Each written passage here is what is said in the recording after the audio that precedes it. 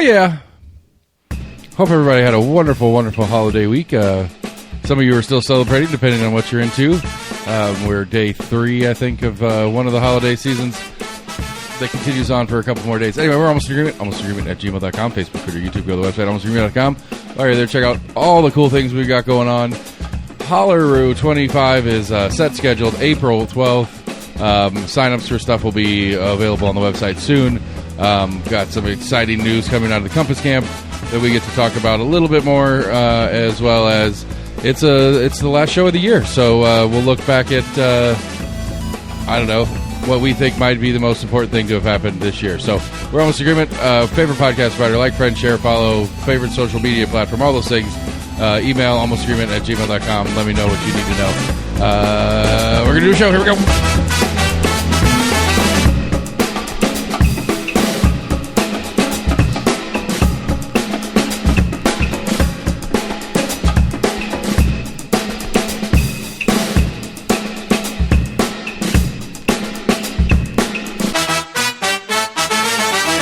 Fran. Hey. What's new with ya? Oh, not much. Not much new with ya. So, you going to do like dry January or anything like that? No. Wasn't planning on it. I was just asking. I'm not really planning on it either. I just was curious if you had any on the New Year's. I guess we could do, well, that'd be after New Year's next week. So, if you have any New Year's resolutions and you want to put them out to for the whole world to see, we could do those later on if you want to think about it. I haven't done one in years. I don't really generally, like, I make mental note. I need to do better. Like, I get the dry erase marker out and I write my weight at the beginning of the year on the mirror in the bathroom, and then don't do anything about it. Yeah. But I mean, you monitor it throughout the year, so you kind of set yourself a goal to at least kind of stay at and not. Right. I generally have hey, I need to do a little bit better about my physical activity. I don't know what's going on. Like, I've got a little bit of head cold or something right now. Like, I'm just snot. Just thick snot the last couple of days. Just dragging butt. Just don't really feel like doing anything. Just leaning into the laziness that is the what do they call it? There's a joke name for, like, this week, especially with the holidays lining the way they did. Like, a lot of business, like, some businesses are closed or doing part-time. It's like this weird, like, betweener days where, like, people are getting, like, whole weeks off. Not doing, or like, there's not a lot going on because of Christmas being on a Wednesday and then New Year's being on a Wednesday, and it's like, well, if the company you work for, is probably closed on Christmas Day and may or may not be closed on New Year's Day, so it's like a weird hard week to be like, you work Monday and then take Tuesday, Wednesday off, and then you work Thursday, Friday, and then it's the weekend, and then you work Monday, maybe Tuesday, going into New Year's. You certainly know you don't work New Year's Day because you're sleeping in. So it's just a weird week that doesn't get it. It's a non-productive week, I suppose, would be the easy way to say it. So I guess I'm just leaning into that. And I'm going to spin myself up to get busy and get serious. There's always little colds and bugs going around. Yeah, I got that too. Both are in play. So, yeah, I don't really have any New Year's resolutions per se. I don't have anything. I do need to be more active. I need to get my physicality up. Be good for my body to lose a few pounds, and especially since I complain about being tired all the time, those things are probably related. Yeah.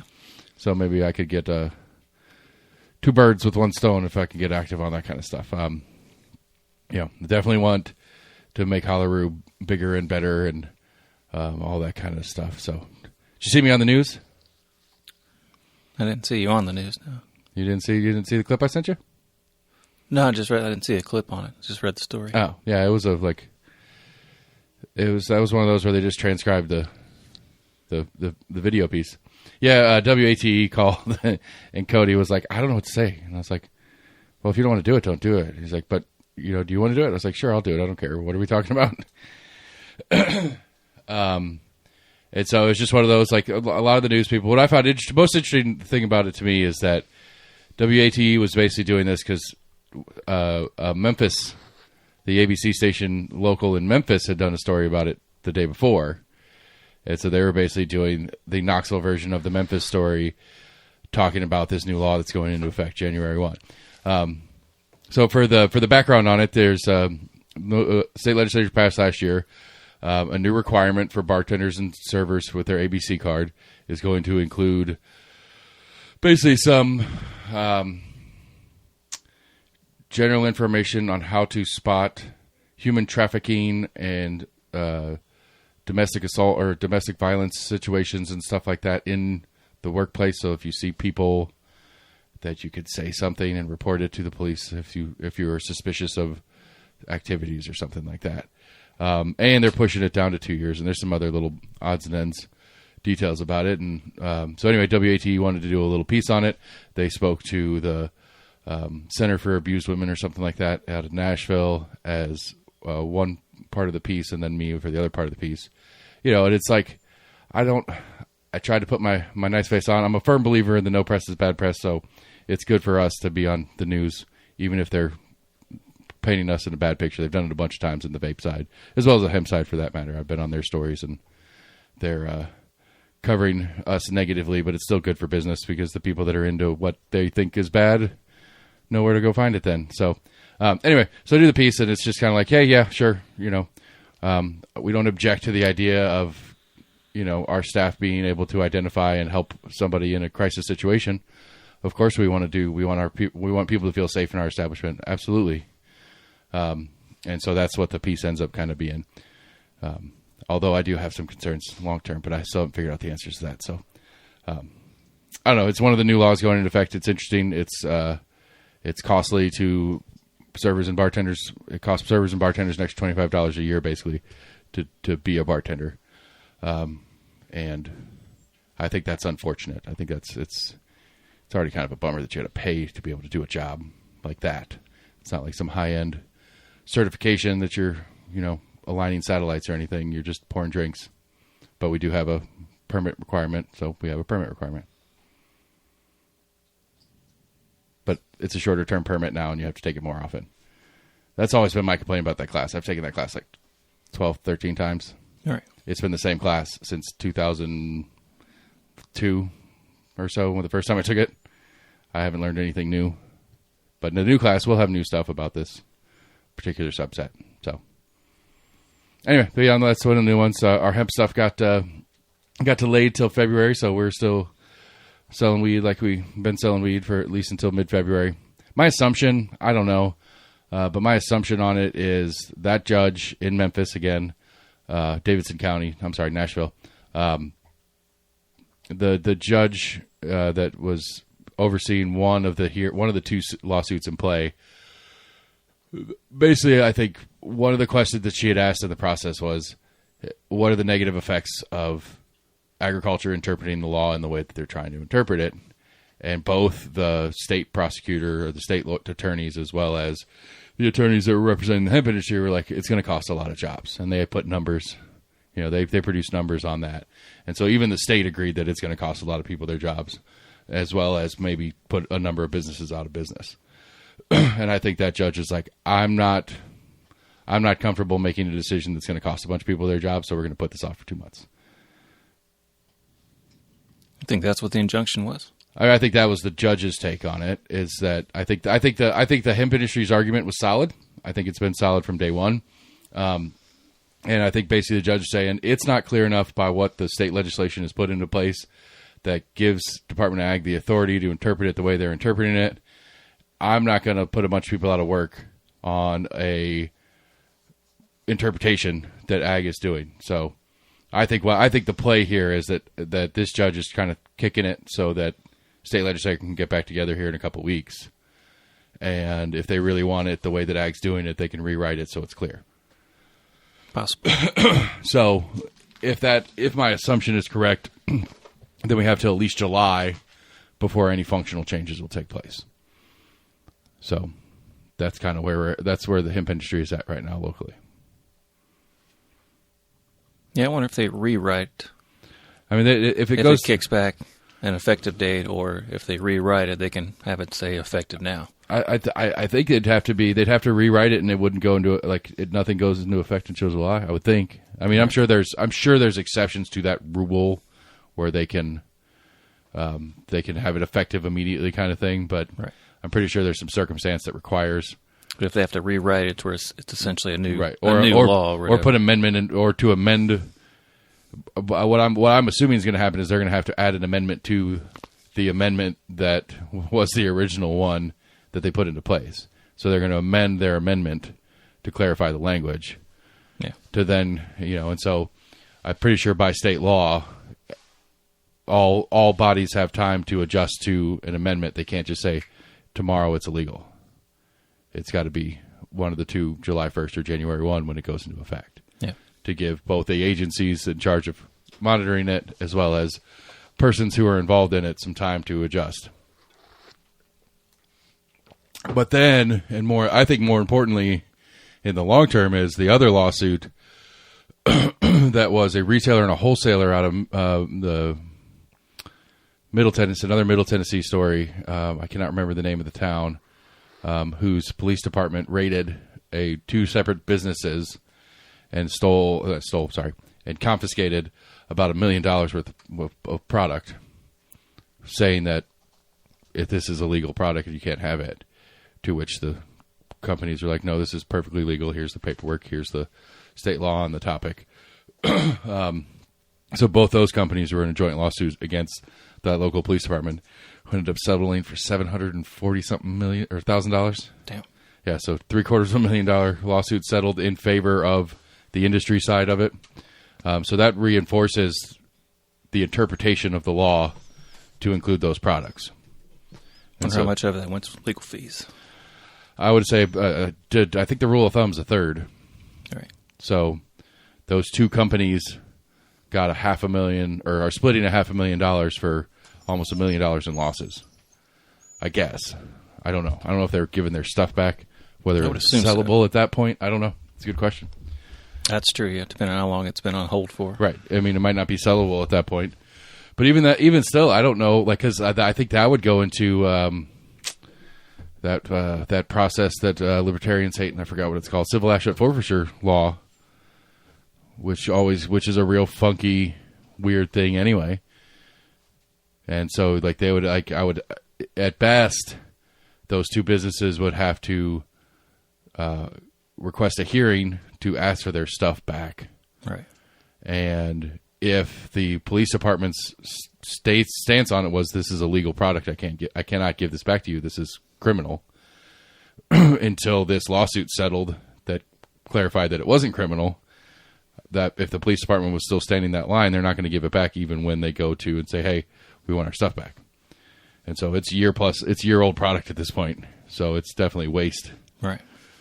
So anyway, that's random rabbit holes. Oh, all right, so what's the biggest story of the year to you? Let's go.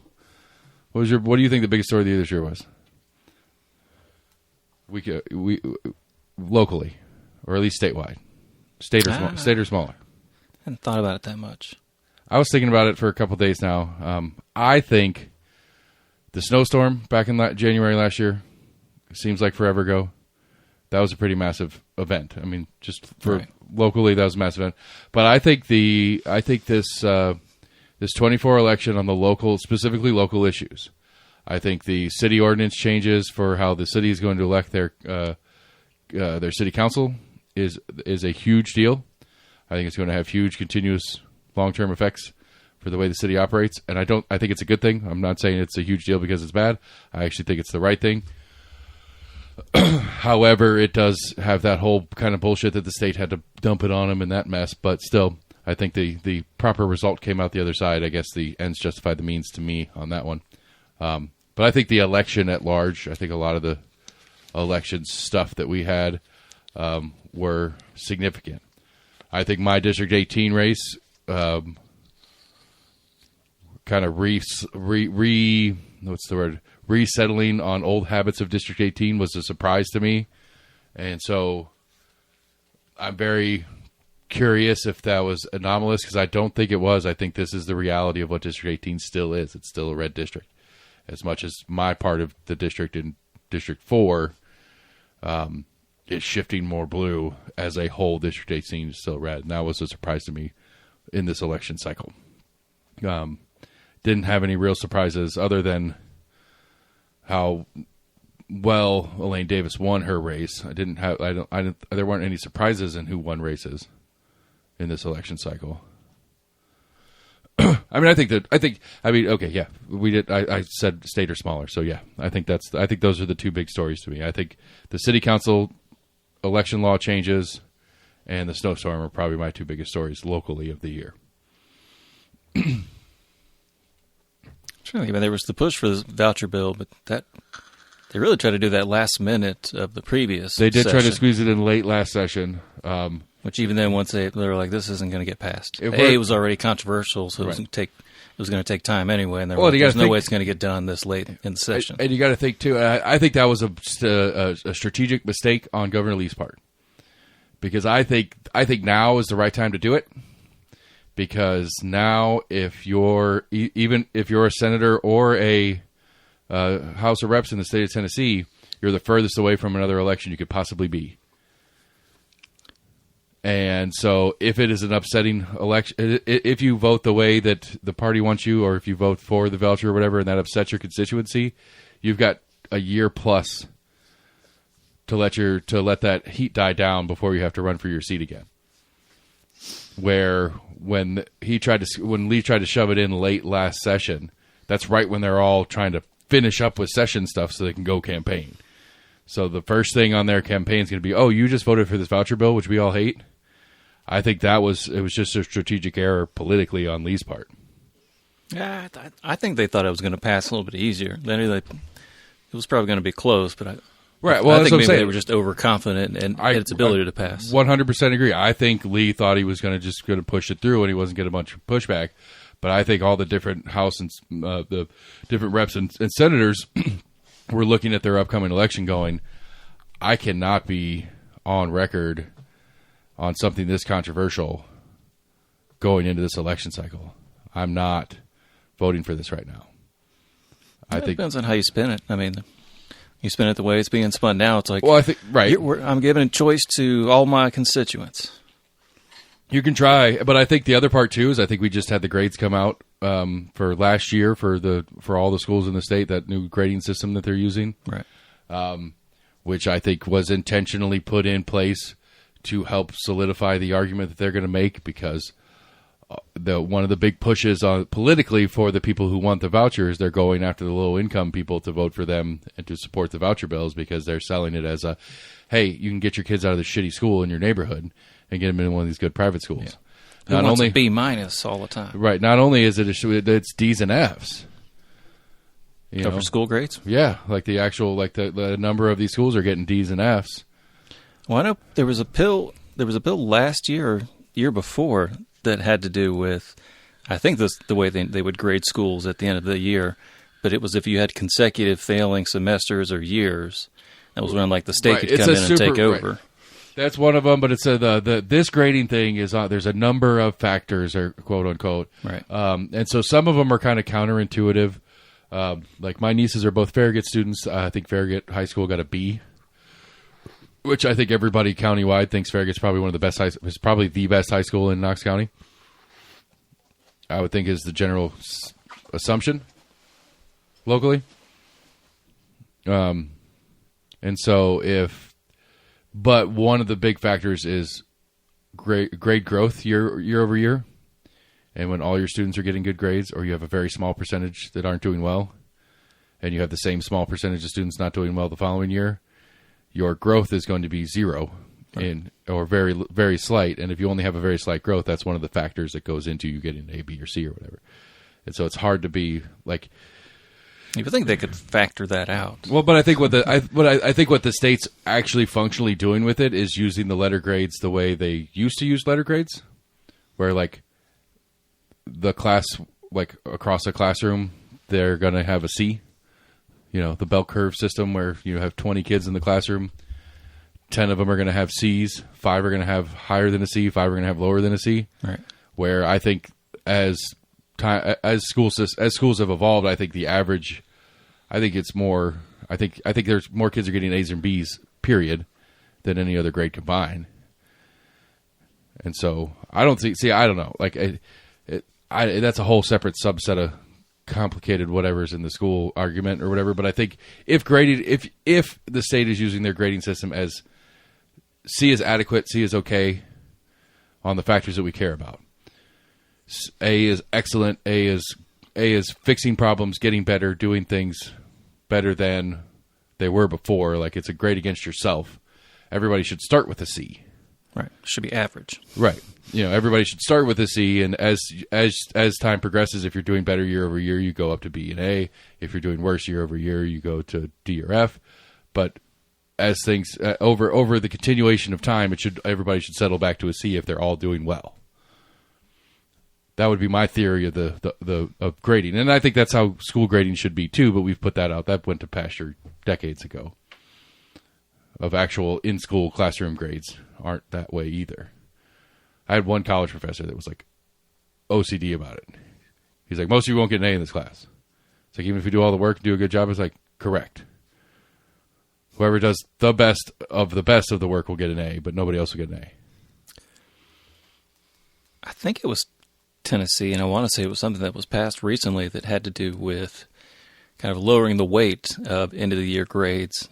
I think it was mainly just for high schoolers, but kind of taking away the idea of like a finals being, 50% of your total grade for that class. I always like it's I interesting. think it was trying to like lessen the importance of the end of the year. As I've test. gotten out of it, I think about that a lot because it's like, I get the premise. It's like we're testing on what you know. Did you learn the things you needed to learn this year? Yes or no?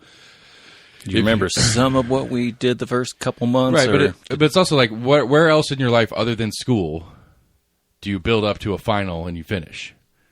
Like that's not like most jobs. Like some jobs have like seasonal, busy seasons or slower seasons and stuff like that.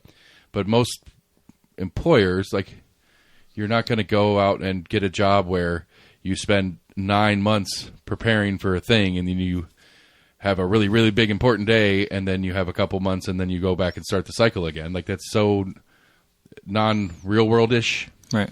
And so I always thought that was kind of a funny part of the school thing, because it's like where in the real world would that be a normal place? Like, I can't think of, like, maybe if you're in some sort of, like, I could see an engineering firm or something like that where you're doing all the work to prepare a presentation for a bid. Right, but you're equating work to... I know, like I do that a learning environment. I know, I do that all the time, and that's one of my mistakes that I am. Like that's the main point of school is to be constantly learning and growing more knowledge. Sure, but I think if you punctuate the learning, it kind of puts it as you're checking boxes. We don't really care that it's not about learning, and it's about checking boxes to get you on to the next thing. If you're going to punctuate it that way, not necessarily. I can make that argument too, but I get what you're saying, and I agree. That is a shortfall that I don't know if that's a shortfall. That is a habit that I continue to assert when I'm making conversation about schools. Right. Because when we had Jennifer in here a couple months ago, when I said, "But how does that help somebody get a job?" It's like, well, school's not about getting jobs. It's like it is and isn't, right? It's like. I struggle with that one because it's like, I agree. Like, I like to learn things. It's fun to learn things. I enjoy it.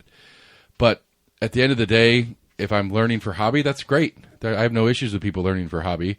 But it would bother me if, I don't know, like AC almost did it, but he actually did go out and get work eventually. But he went to school for like 15 fucking years after high school. He was in school forever, but then he finally got to work on it. But I'm just saying, like, right.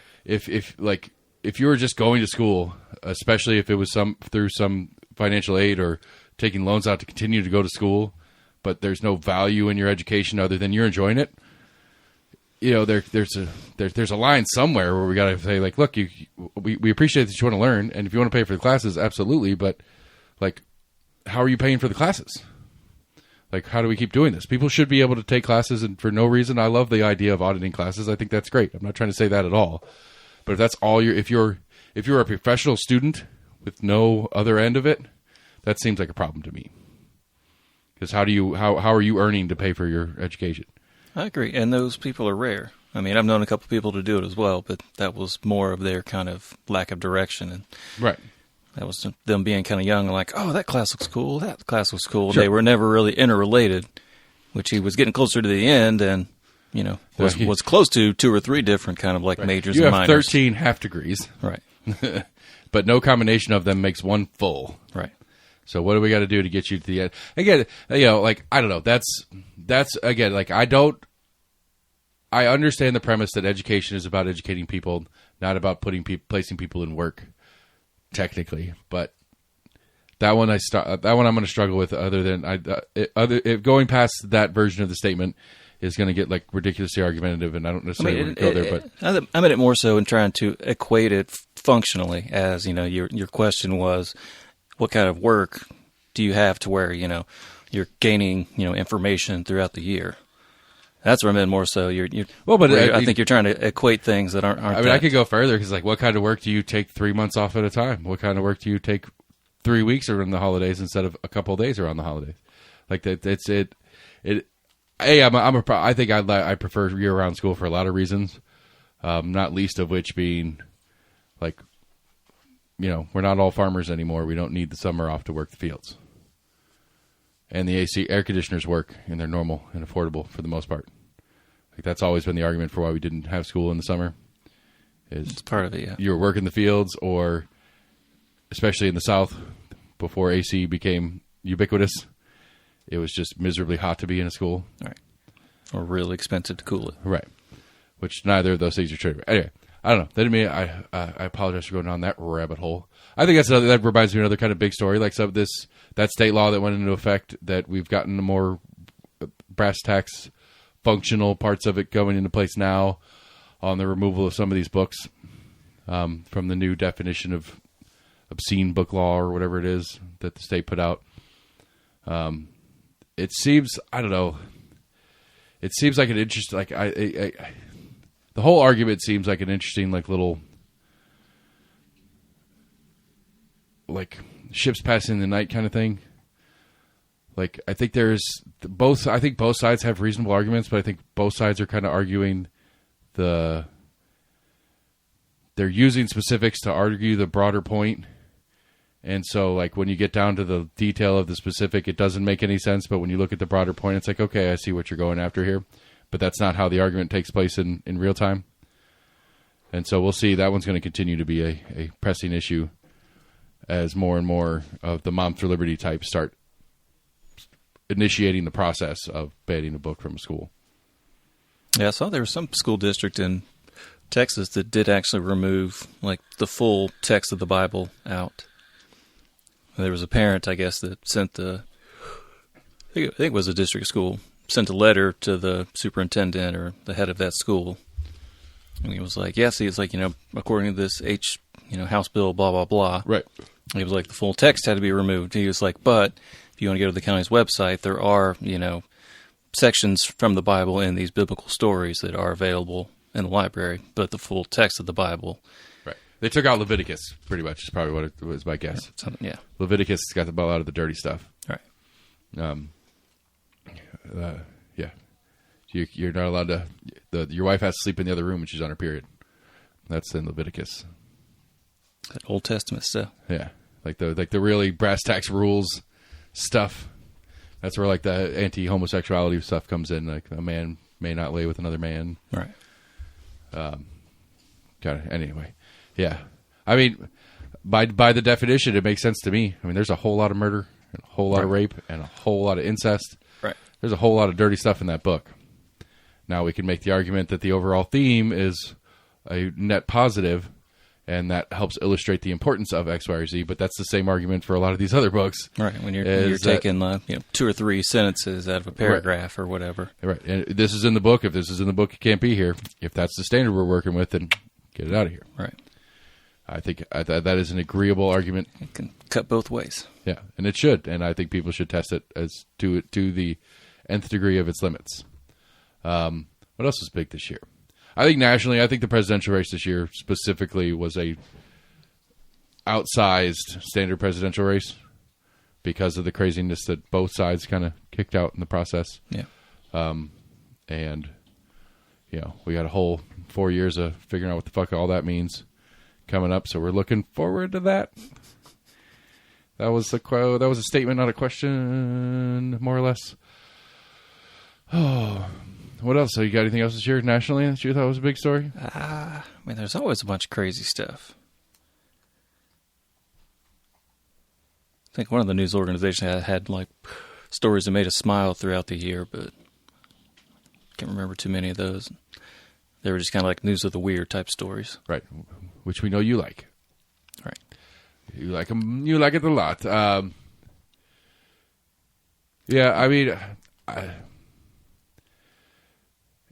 just again, just the process of the Democratic nominee system.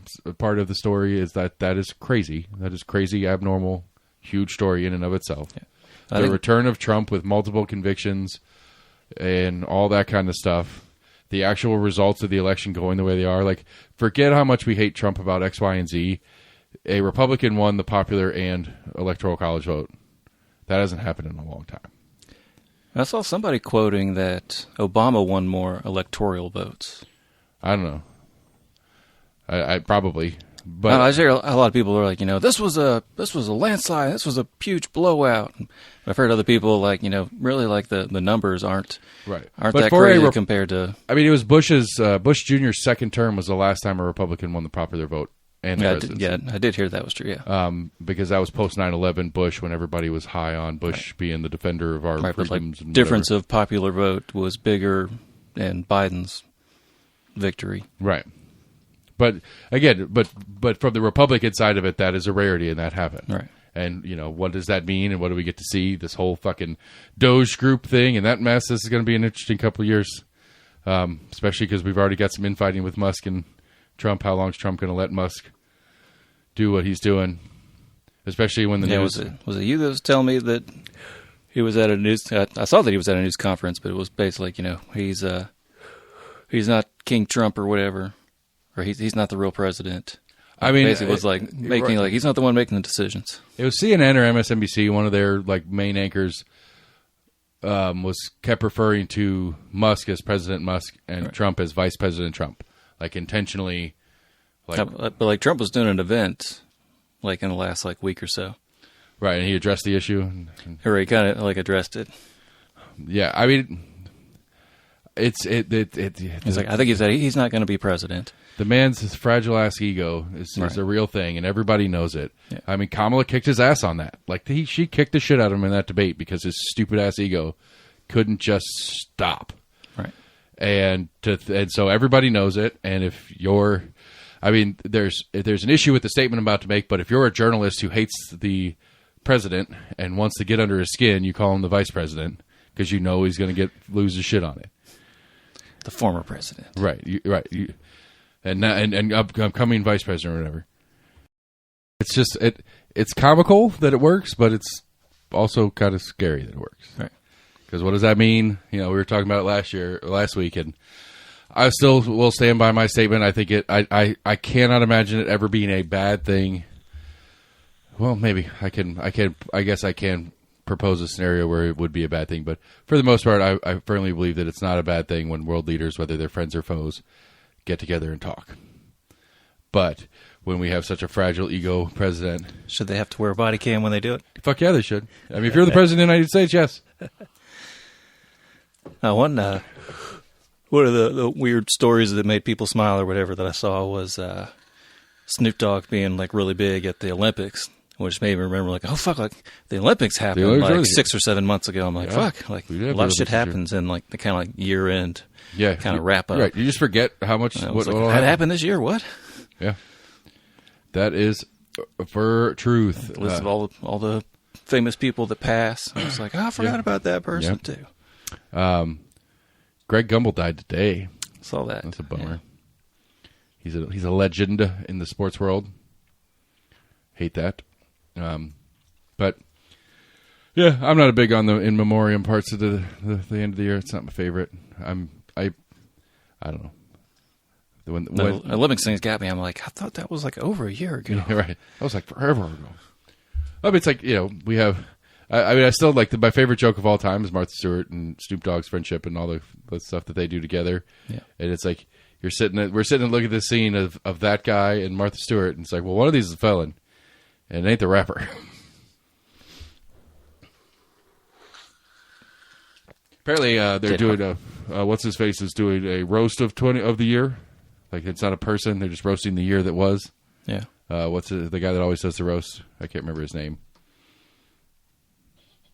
No, Tony Hinchcliffe. No, it's the guy. He always does them. Jeff Ross. Yeah, Jeff Ross.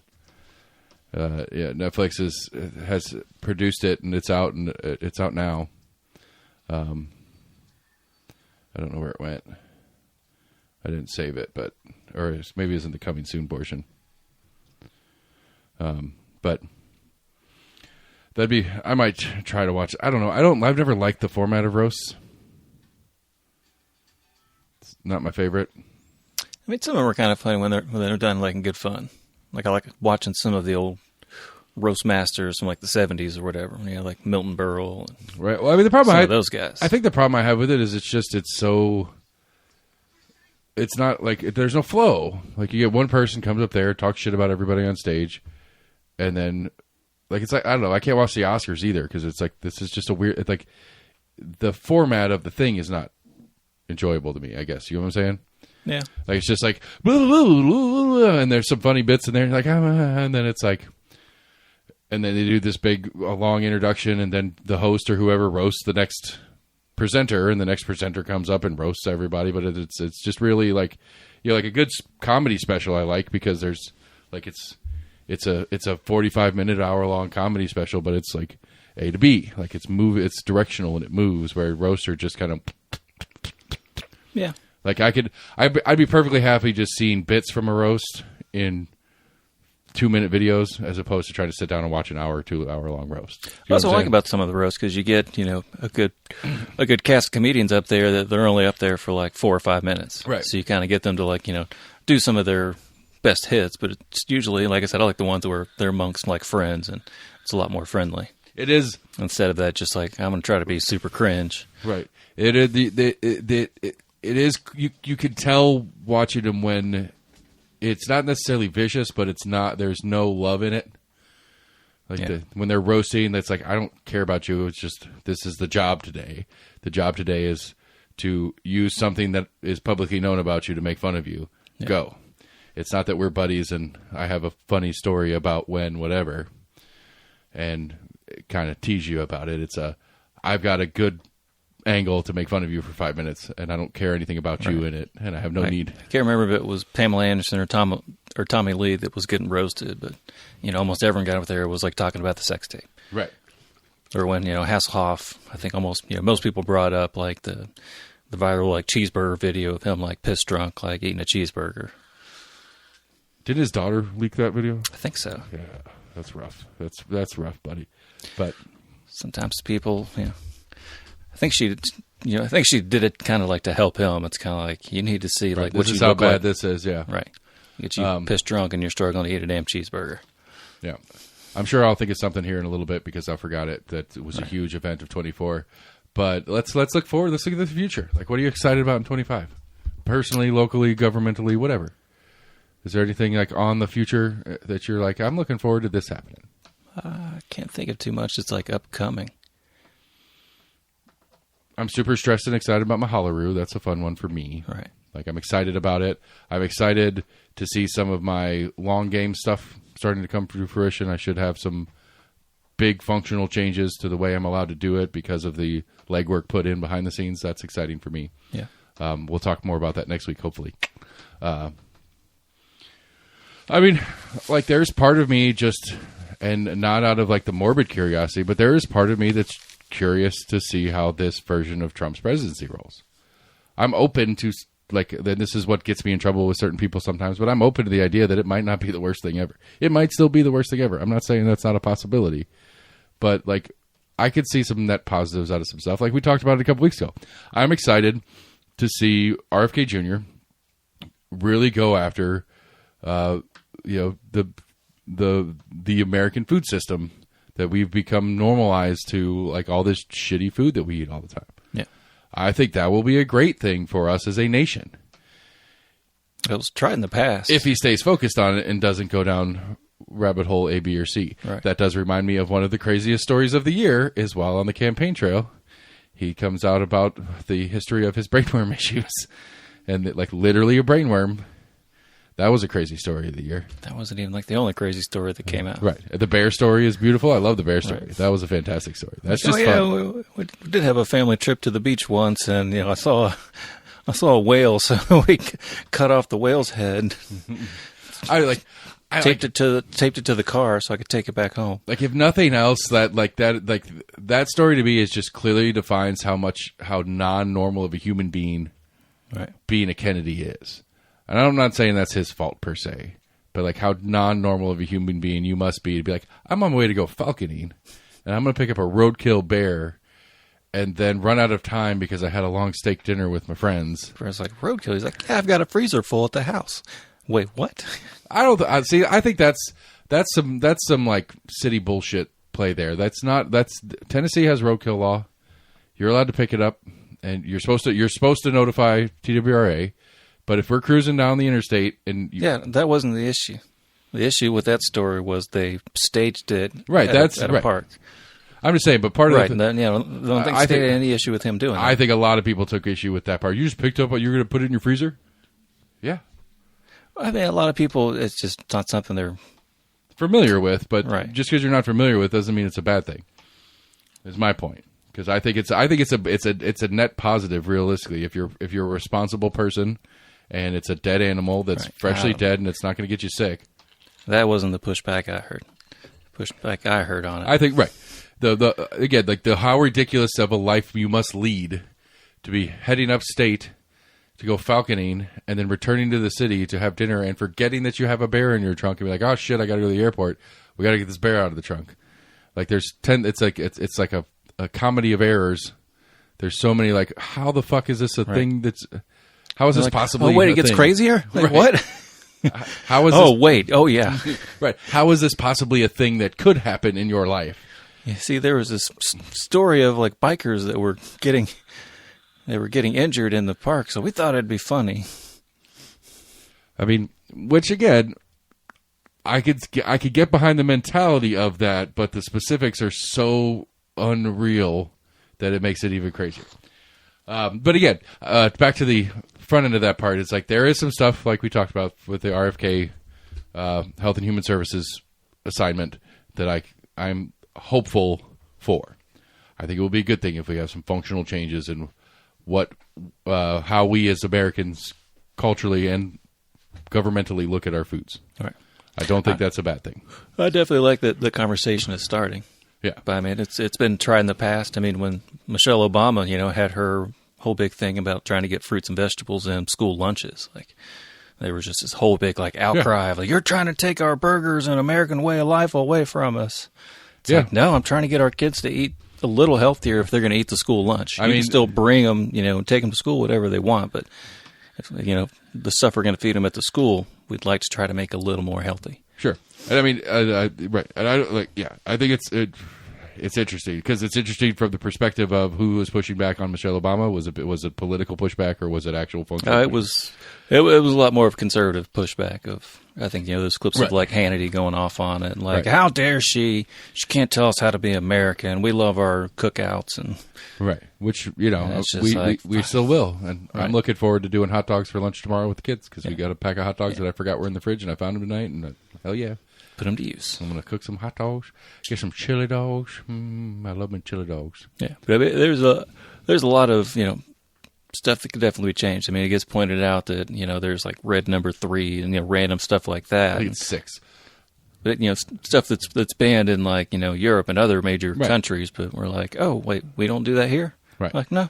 And the amount of corn that is squeezed into everything and everywhere that has no nutritional value. It's just sweetener. It's cheaper than sugar, I guess. Right. And it's like, maybe we should make a point to being like, corn syrup's not good for anything at all, period. Like Caro back in the day, the old corn syrup. Yeah. We used to, there was a couple things. I remember my mom made something. Pecan pie has a lot of Caro syrup in it. Maybe that's what it was. But my mom made something rarely, but we always had one bottle of Caro syrup in the house. Yeah. But it was very rare. Like that one bottle was like years old, and we still used it. It's probably like molasses cookies or something. Yeah, I don't know, but we used. But anyway, that's not a bad thing. I'm looking forward to seeing how that part of things plays out. I'm very I won't say optimistic about this, but I'm very curious to watch the voucher argument here in the state again to see if my theory of the case is right. That more elected officials are going to be willing to get on board and pass it this time around because they have my guess being because they have more time to let that fall under the rug before they have to get elected again. Or somewhere, and I'm curious to kind of read the wording of it. Like I said in that new commercial I saw, like they said, it's not going to take away from like any student that leaves a public school and goes to a private school. That the state's not going to cut funding to that school just if Yes, that student. They have to. Right. That was the pushback I saw. I think he was Representative Clemens. I think he's like the House Minority Leader. Uh-huh. But I mean, he was like, that's what we just passed this whole like new TISA program like a couple of years ago, was that the money follows the children. And he's like, and now they're trying to say that, this new voucher bill, isn't going to take away from this funding, that we just brought into effect a couple of years ago. Even prior to TISA, it was still that way. It wasn't that the follow the student thing wasn't necessarily the same, but it was a school was funded by the number of enrolled students. Right. If there are less enrolled students, there's less funding. Right. But supposedly in this new bill, it's like that's not going to be effective. We're not going to cut funding to private or public schools, and the teachers get a bonus, which I think I saw something on that. It's like a one-time, like $1,500, $500. I don't remember what it was, but not I was about to undercut it and say $500. Not enough. I was like maybe $1,500. Yeah, but it's like a one-time thing. It's not even like a yearly bonus. Not enough to sell your soul as a teacher. Right. But then they could say like, we gave public school teachers money. I mean, I don't know. We all know well, I have lots of issues with public schools, both philosophically and specifically. But I think if they can push that narrative enough, then enough people will get behind it. It was like, oh well, I get to choose whatever school I want. That's a good thing, and they're not going to take away money from public schools, because that's one thing I kept hearing that was so scary. And the teacher's going to get a bonus. They're going to increase teacher pay. If you hear those three things, you're like, yeah, Representative so-and-so, like, please vote for this. And they might. And they might. All those things may happen. Right. And again, like, I am open to the premise. I don't believe Governor Lee and the people pushing for the bill that they're I don't believe that they have good intent in it. I don't like, to me, I think the obvious reality here is they want to funnel money into Christian private schools. And I don't believe that they're smart enough to think about what I'm thinking about specifically in an electoral sense, but in a homogeneous population sense. I think they just want more white Christians in Tennessee, because that's more people like them, and it's a more comfortable place to live with more people like you. That's possible. I think that's the true intent here. I think they do want lower income. I mean, he didn't hide his connection, or Bill Lee didn't hide his connection with Hillsdale College guy, or Hillsdale charter school guy. I mean, I think it's a way to get those guys money and get them in here and do that whole thing. And even if they're not white per se, but I think in the governor's point of view on it, it's more Christian adults are going to make a more homogeneous society here in Tennessee. So we have less real differences as people if we're all educated in God's way instead of in secular ways. I think that's the functional goal at play. I think if somebody is smart enough, I think long term they're looking at it going, I'm going to get more Republican voters, and that'll keep our party in power longer. I just don't know if they're smart enough to think that long term. Who knows? Yeah. And so, my point being, I'm open to the premise of the idea of vouchers. I obviously, because I'm not I have my issues with public schools, and I have an issue with the premise of a public school, period, regardless of who's running the schools and what's parties in power in a state that gets to run the schools. It's not a party issue for me. It's at the end of the day, it's a propaganda machine for the state at large, and I don't know that that's a net good for our kids, and that's where I get in trouble with my feelings on public schools. You got to send my kids there. Well, then that's the assumption that a private school is going to automatically be independent of any kind of You're right. No, they're just going to do it. They're going to just do a different version of indoctrination. I think like I was just saying. I think it's the Christian national version of indoctrination that that Governor Lee and his cohorts want. Not just a nationalism; they want a Christian nationalism, and not in the what's the word? Not in the hate groups kind of way, but in the if more people are like us, then we have less things to fight about. Well, we'll see what kind of schools start getting built, because that was my kind of biggest question. Right. Of like, they're trying to pass this of school choice, but okay, you wanted to pull your kid out right now. Like, what choices do you have? There's not going to be a lot of choices for a while. And I think we've talked about it at length. I think it is going to be interesting what the parameters are to set up a private school in the state under this and accept funding under this new system, because I think there are some possibilities for some interesting solutions to educating our kids that exist that could use this system to educate our kids if they'll let them. Because you guys made fun of me. I remember episode 5. I made a joke about how you could do a whole curriculum for kids out of YouTube videos if you set it up right. And I think that's more true than ever as time has progressed. I think you could, if you really worked it out, I think you could do a whole K through 12 education through YouTube by using a bunch of by really sitting down and breaking out and finding videos on topics, doing educational videos on topics, doing functional videos on topics, blah blah blah. But setting up that curriculum in depth. Right. It used to be done with just books. Right. Yeah. With no video at all. And that's what homeschooling basically was. Right. But I think you could build a whole curriculum in there, and they could be quite affordable and engageable. And I think that's the thing to me, is it engaging? I mean, how I'm like, okay, so I had a really disappointing moment as a father yesterday. So the missus and I were talking about it.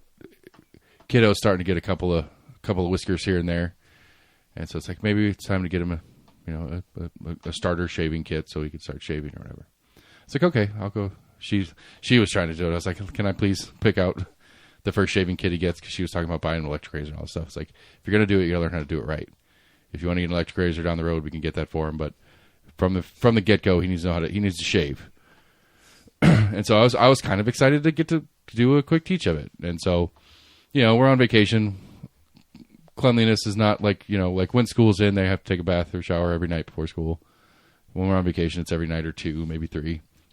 And so it's like, hey, last night, hey, it's been a couple of days. You guys need to do a shower or something tonight. Okay, cool. Hey, man. For me, when I used to shave, because I don't shave anymore, but when I used to shave, I'd always do it right after a shower. I like having that moisture and the steam that's in the room while I'm shaving. It helps soften off my face, made it a little bit easier or whatever. So if when you take a shower later, I'll be happy to walk you through how to shave and how to work the different tools that I got you for Christmas. Or I'm sorry, that Santa got you for Christmas. And he's like, okay, yeah, cool, whatever. And then hours later, I was like, hey, man, did you get that shower in yet? He's like, no.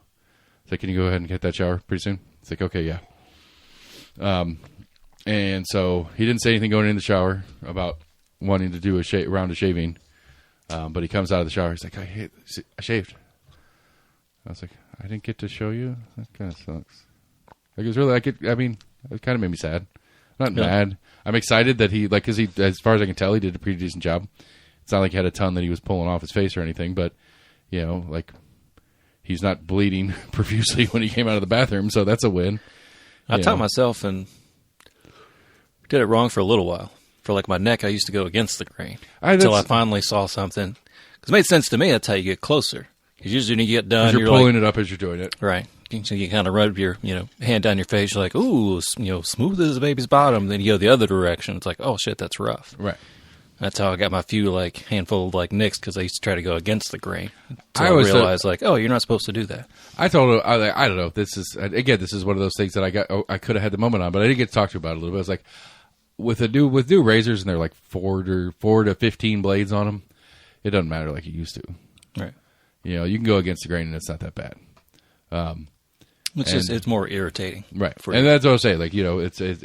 It'll be a closer shave, but more irritating, or a little bit, you might barely be able to get a little bit, you won't get as close, quote unquote. But it's a little less uncomfortable to do.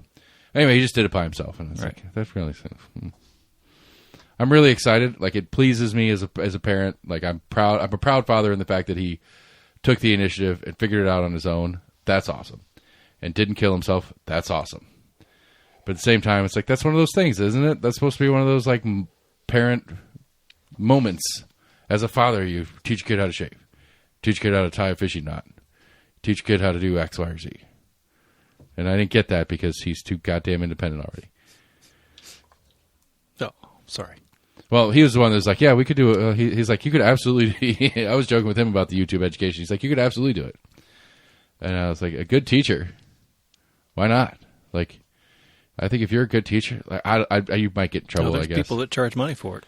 I'm saying, They like, have online curriculums for different things. yeah, but usually those are behind paywall stuff. Like, I'm talking about using YouTube proper. Right. A lot of the online ones, it's like the videos are. That's what I'm saying. There's people that make money off of doing that.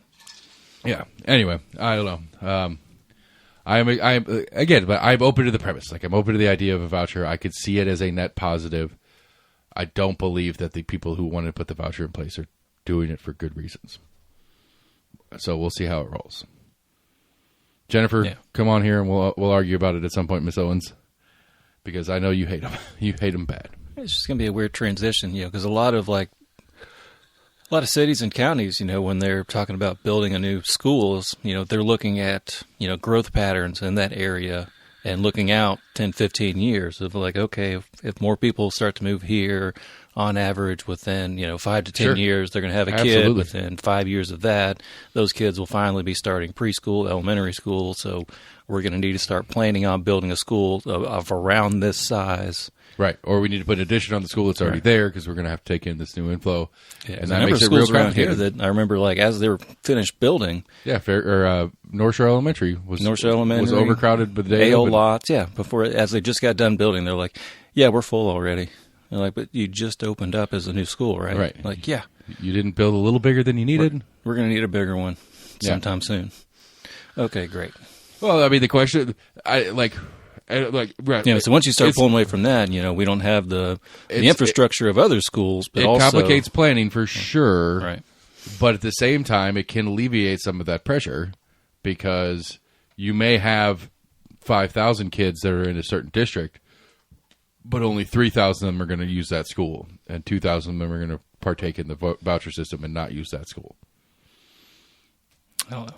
So it may alleviate some of that pressure. But no, I get what you're saying. For planning wise, you're like, this new neighborhood just got built. It's going to get filled up.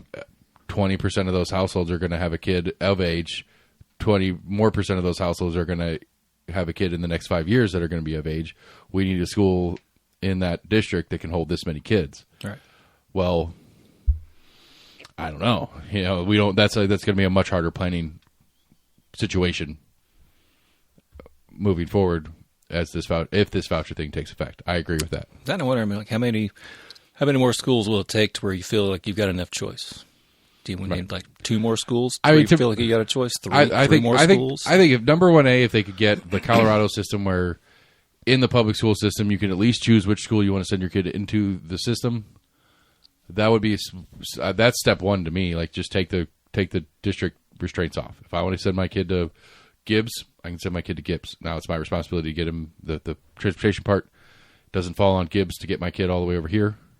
I think for the most part, like that is there to where it is on you. As long as we'll find out. As long as that school's not overcrowded. We are going to try to get the Elder into Bearden instead of West. Right. And so I'll find out how easy it is to transfer a kid. I need to go ahead and get on that now. So no. We were trying to do that years ago when they were moving some of like Hardin Valley's lines. Like all of a sudden we were zoned for a different elementary school. And I think my ex-wife at the time had to pull some strings to be able to, because at that time Hardin Valley was overcrowded. Like they had a couple combined classrooms where it was basically they had 4 teachers, but it was 2 combined classrooms together. Right. Kind of being taught as one big giant classroom. Right. Now, yeah. Because we had a friend who... So in that situation, I think it would have been easier to do it, but since the school was overcrowded, they were limiting, any kind of transfers. Right. Since we were basically, they're like, no, we sent you a letter last year that says. That's why we were trying to that's why we redrew the lines, because we were trying to alleviate this overcrowding. So we can't let you come back after kicking you out, basically, and not because of you, just because of where you live. Right. To where they have that, like you said, like the school bus systems may not pick you up at your house, but you can still go there. You just got to figure out how to get there. We had a friend who had to move when their kid was finishing fourth grade, and so they went through a huge process to get him to finish fifth grade at the school, even though their new residence was outside of that district. Right. But then when he transitioned into middle school, he went to a completely different middle school, so he lost all his friends anyway. So it's like, okay, I get both sides of this argument, but they ended up letting him do it and whatever, so it was okay. So I think they make ways around it. So there's a form you have to fill out and request for it. So I don't think it's automatic, but yeah, I've got the form printed out right here. There's no hurdles. Like I said, as long as that school isn't overcrowded, and it makes sense. Generally, the county's going to be like, sure, that's fine.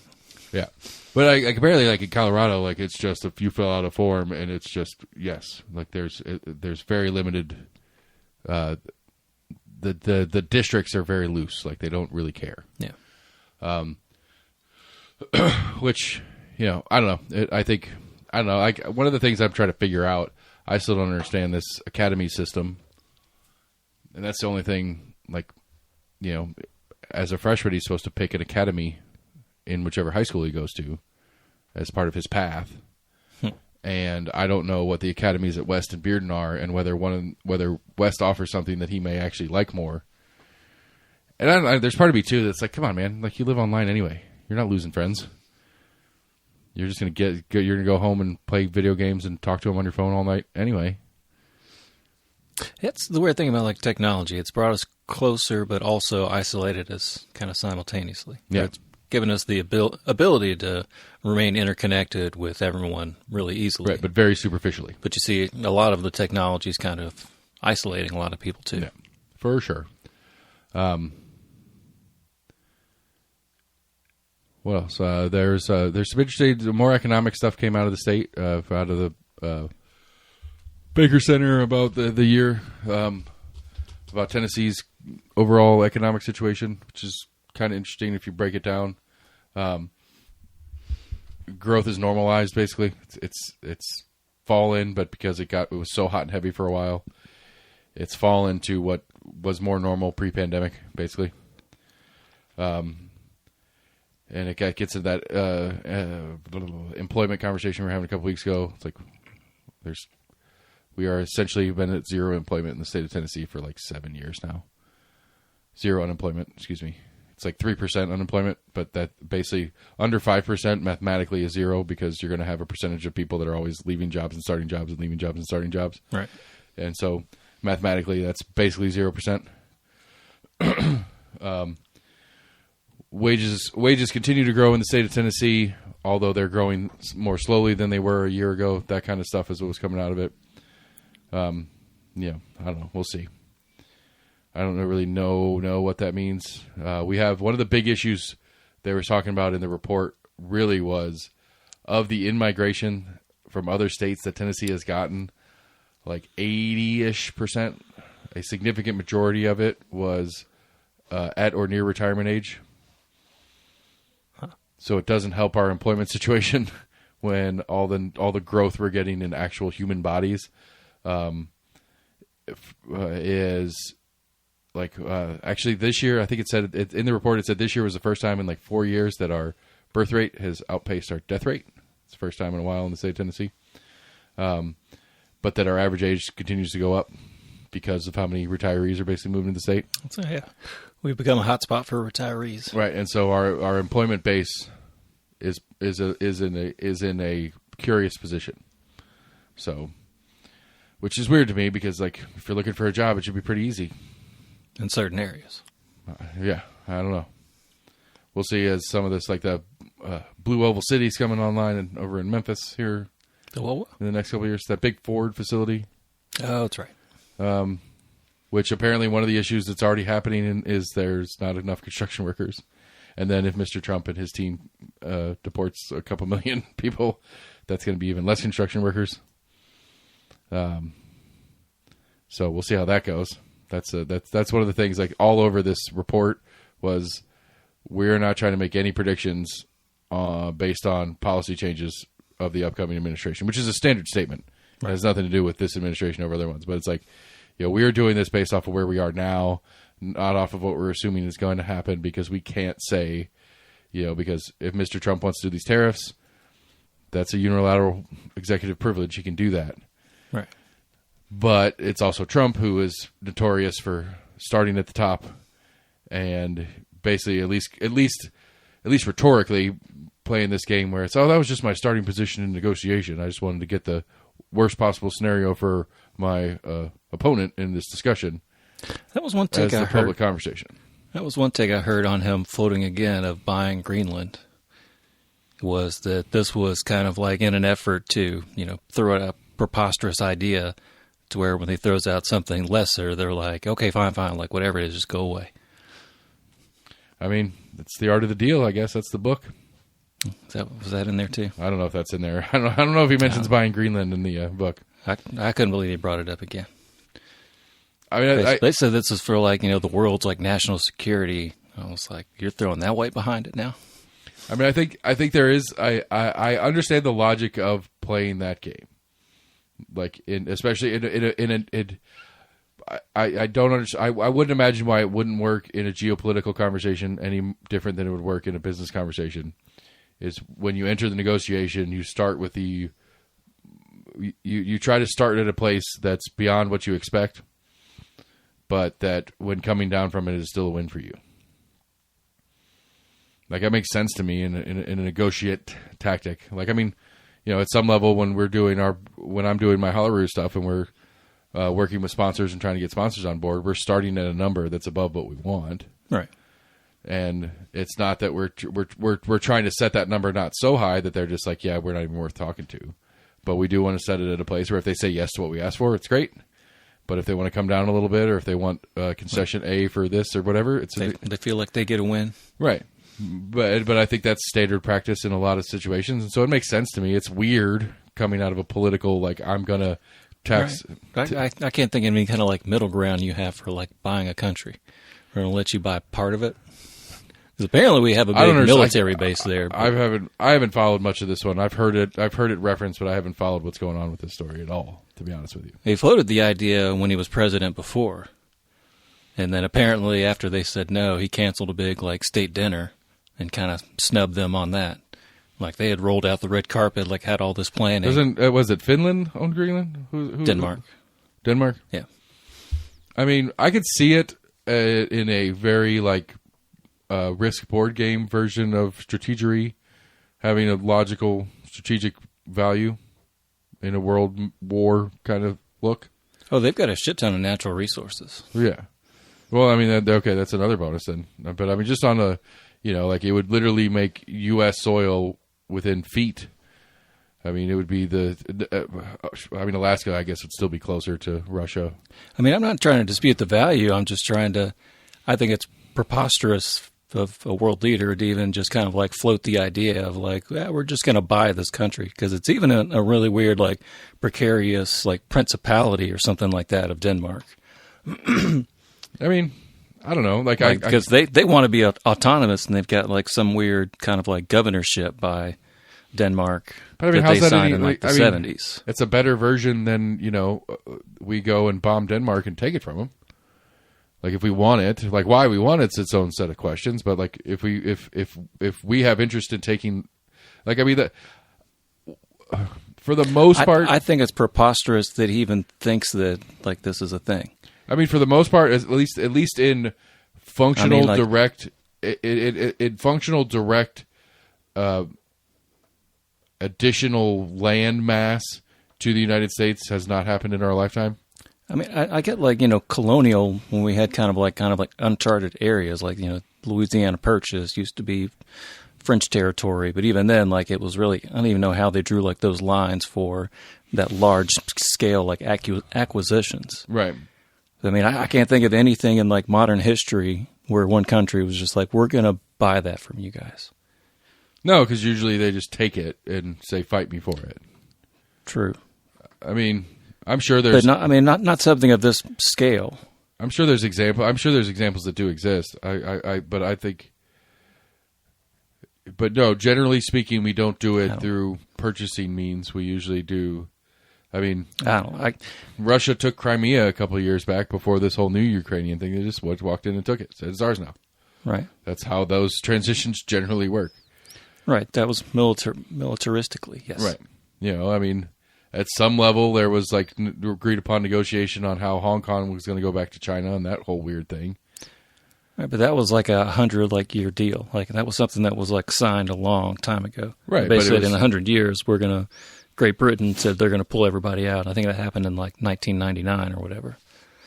Right, but I'm just saying, like, it was just one of those, like, that was a transition of space. Right, but to that was new... a colonial power turning its back over, like, to themselves. returning it to a different whatever. But or returned it back to China, basically.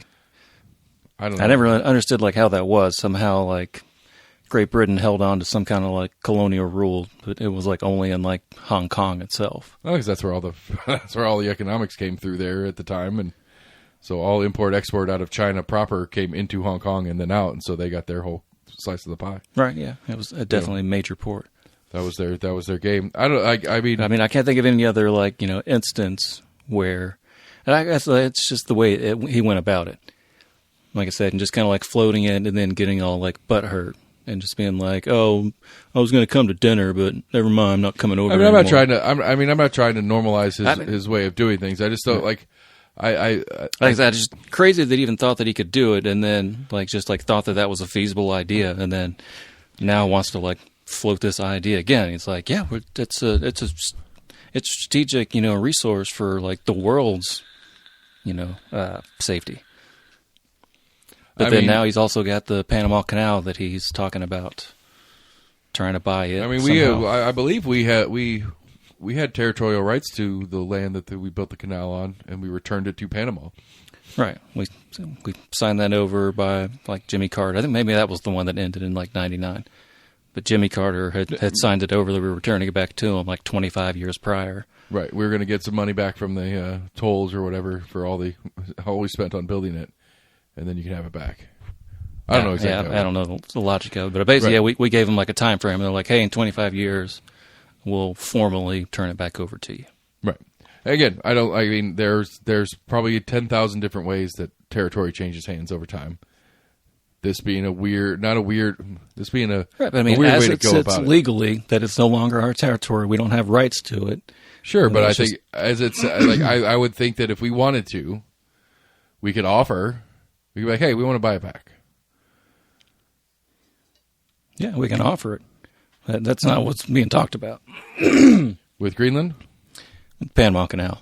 I understand that, but that's essentially what Trump is doing with Greenland. We didn't own it prior, but we want to buy this from you. We never had any rights to it whatsoever. Okay. Yeah, but we didn't have any rights to Alaska, and then Russia sold it to us. Right. That was a deal that was negotiated. Okay. Where they were looking to sell it because they didn't see the value in it, and then they... Right, they're like, that's really far away. I'm not really sure how we got this to be ours anyway. They militaristically... Like going back to that time... Right. I don't think they militaristically took it. I think they just kind of like said it was ours. claimed it. They sent some explorers, Yeah, it's ours. Did weird tomahawk claims. Like, okay, we got 5,000 kilometers that way, 5,000 kilometers that way. This is now all ours. Right. People lived there were like, wait, this is what? This is yours. Huh? Right. Which goes back to my little French peasant during the 100 Years' War. Right. It doesn't really matter to you for the most part. Well, that was like one of like the leaders of Greenland. Who said it like it's in a weird kind of state within itself, as to where they kind of have like their own home rule, but they're still kind of semi-ruled by like Danish law. Right. I mean, isn't that how Canada is with Great Britain? They're still technically in the Commonwealth. Not exactly. No, not quite the same. Not too dissimilar, but like governmentally. UK has nothing to do with Canada. Canada right. is more independent than Greenland is. Right, but Greenland has like 2 seats in like the Danish Parliament or whatever. Because that was something that they apparently negotiated, and like which apparently they ended up being like a shitty deal for like the natives of Greenland. They thought they were getting something good. They're like, yeah, but you get 2 seats on our parliament, so you can, Right. help fight for your rights. But now you can pay taxes too. Now you can pay further Yeah, I taxes. forget like what all they lost, but I think eventually they were trying to work their way, or they thought they were working their way towards being independent.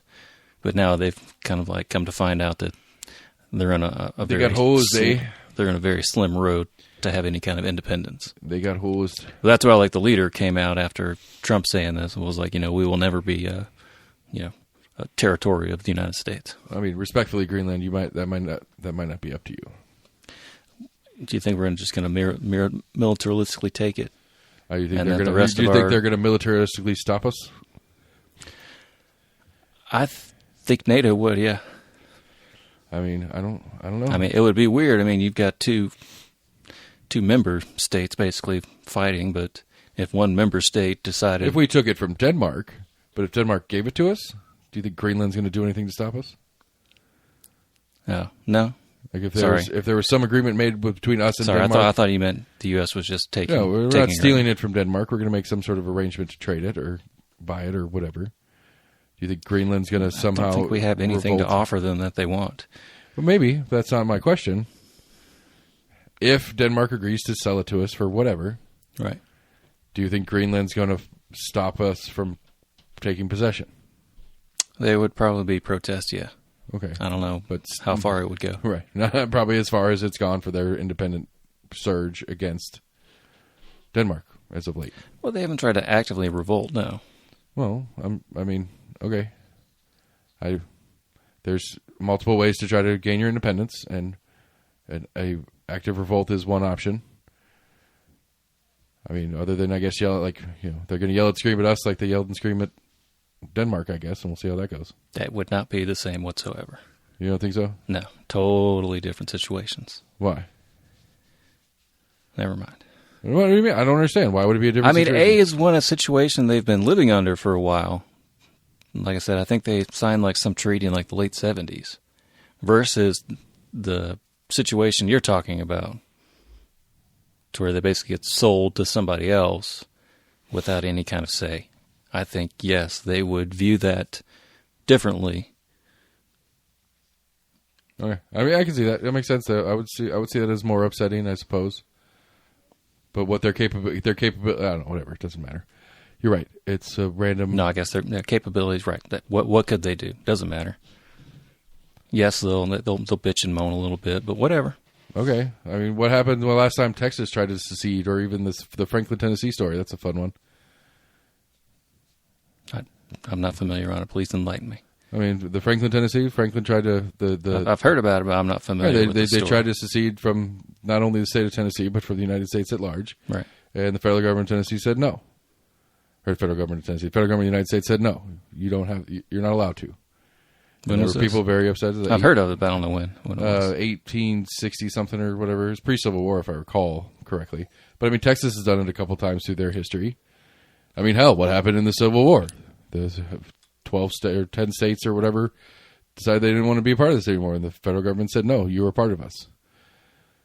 And they took the measures that were required to I guess they never recognized it, but they tried to formally, quote unquote, secede. Right, but the That I don't federal think government of the federal- United States said, no, you're still part of this country.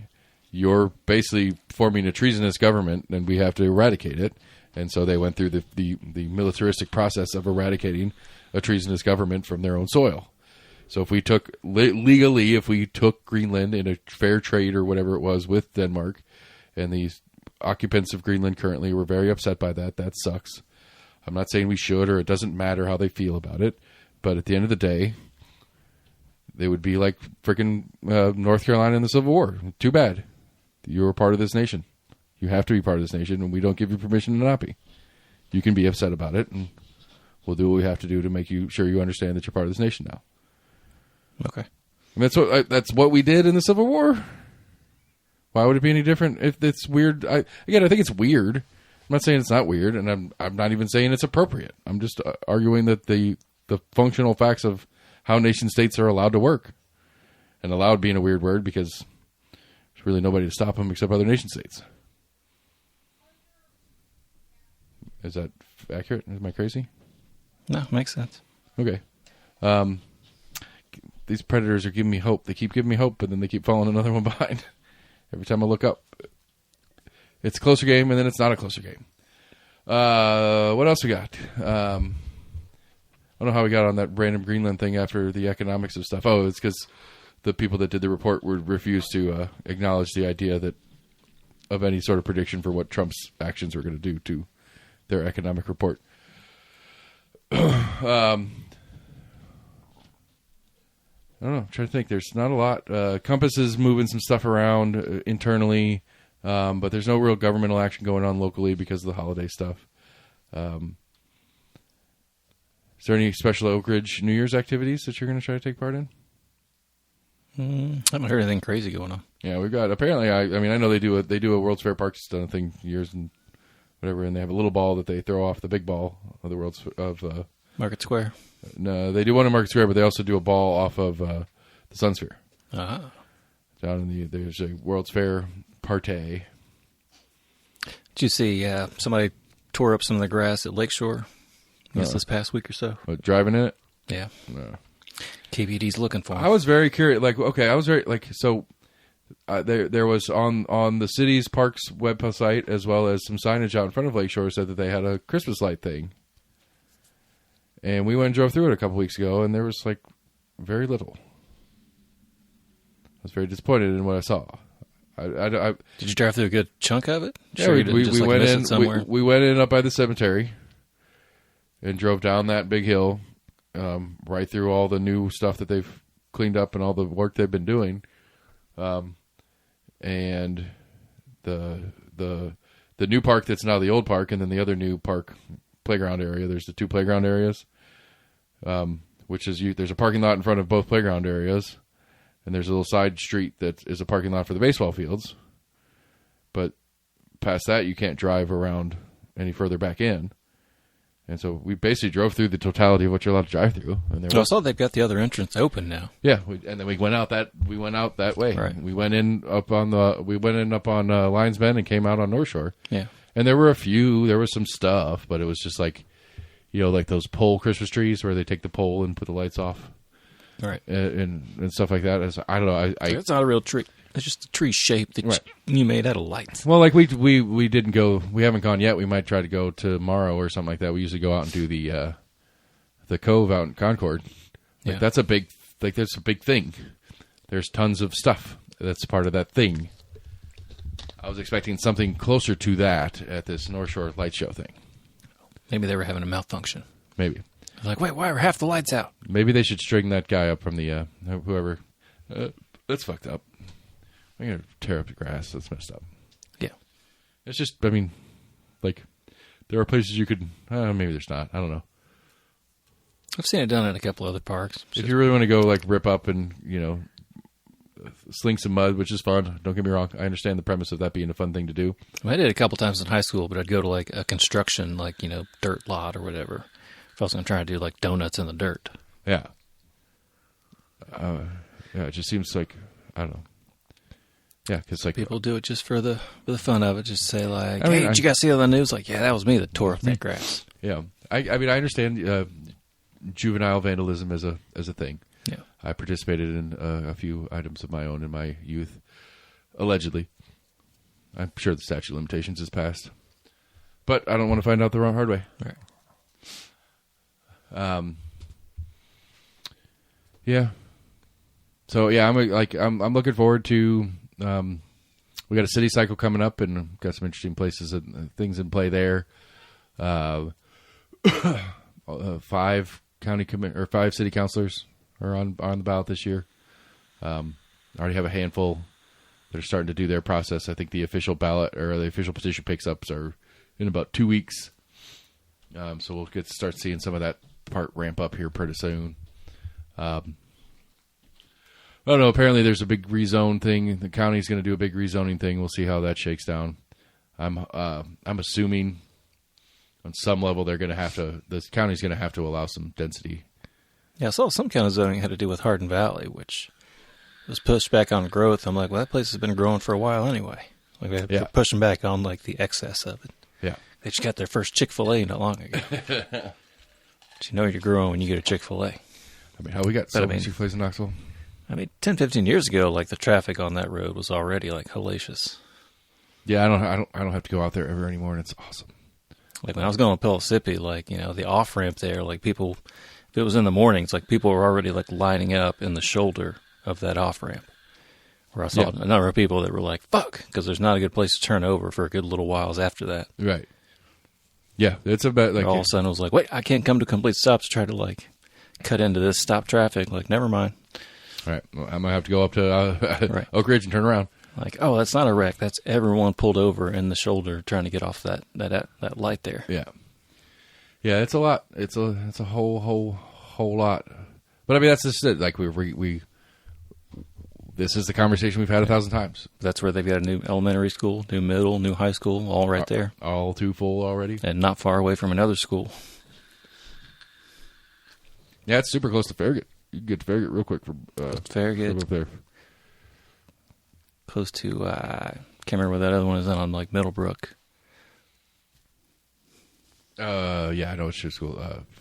Yeah, because they've opened that up now too. That's you can go from where that school that you're referencing is over to Oak Ridge Highway / Western. Yeah. And now it's a straight road, and you don't have to go off a bunch of little side stuff anymore. They've got that opened up finally. That's been a long process. Yeah.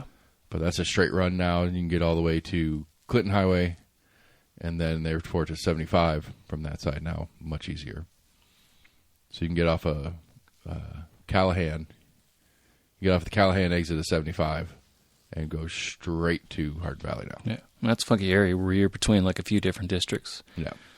Where you can still like one direction, you're not far from like Clinton Highway in that area. Right. Right. And then you're, Or you're in the heart of like West Knoxville. Yeah. But it's good. I mean, like it's a weird set of stuff because like I go that way if I'm going up to the North Shore. Sometimes I'll drop the kids off at the school and go up Francis, and go the back way to get over there to whatever road that is. But yeah, that's a big infrastructure project that took forever, but is now done, and that's a good thing. It needs to get that access needs to get there. It's good, should be good, but we'll need more quickly because it's already crowded, I'm sure. But yeah, the county is going to have to do its part to figure out how to handle this growth too. Like it's just got to, and whether or not we have a tax, we have another 2 years, year and a half minimum before there's going to be a county property tax increase because Glenn will not do it, especially if he's really going to run for governor, which everybody believes he's gonna. Yeah, I don't see him.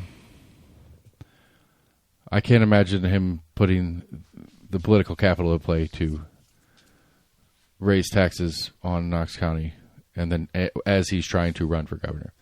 I think that would be too damaging to his intent in a gubernatorial race.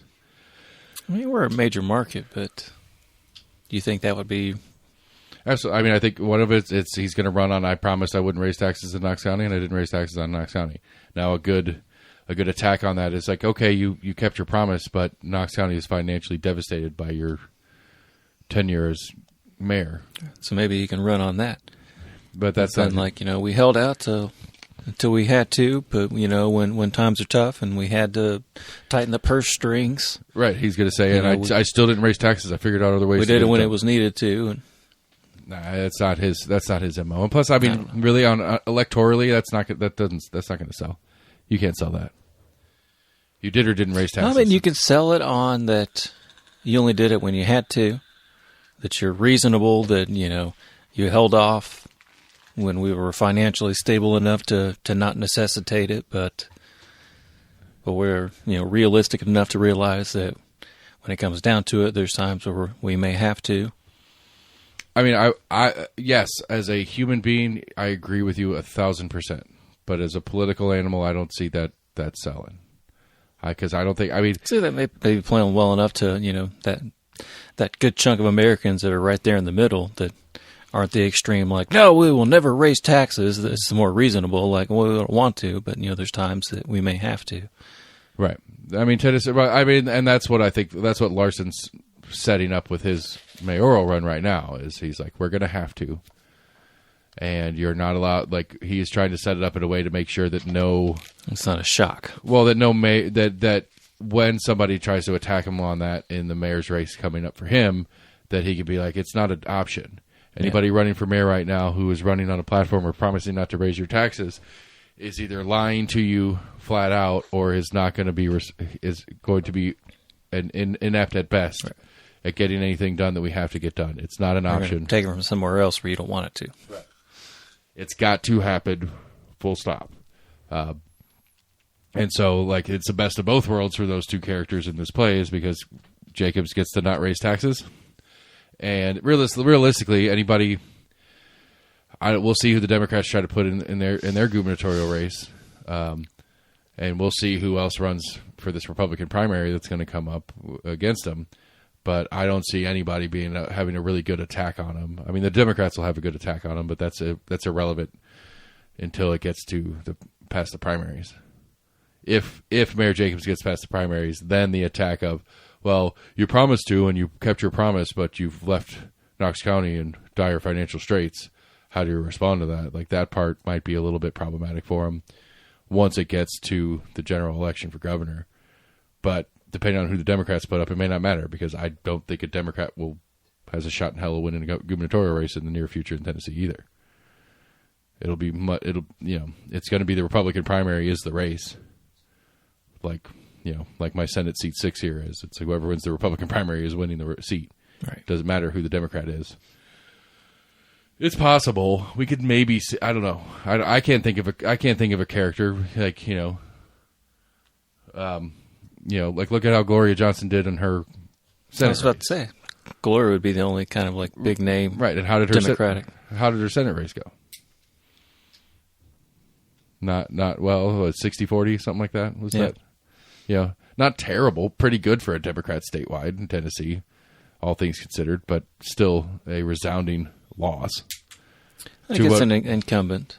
Right, and to what I think most would consider is a really, I don't know, I'd be curious to know. Personally, I consider Marshall Blackburn a really shitty candidate, but that's my personal take on it. That may not be realistic statewide. Right, but she's been in there and she's had her name out there enough that the GOP think that she's doing a great job. So, right, well.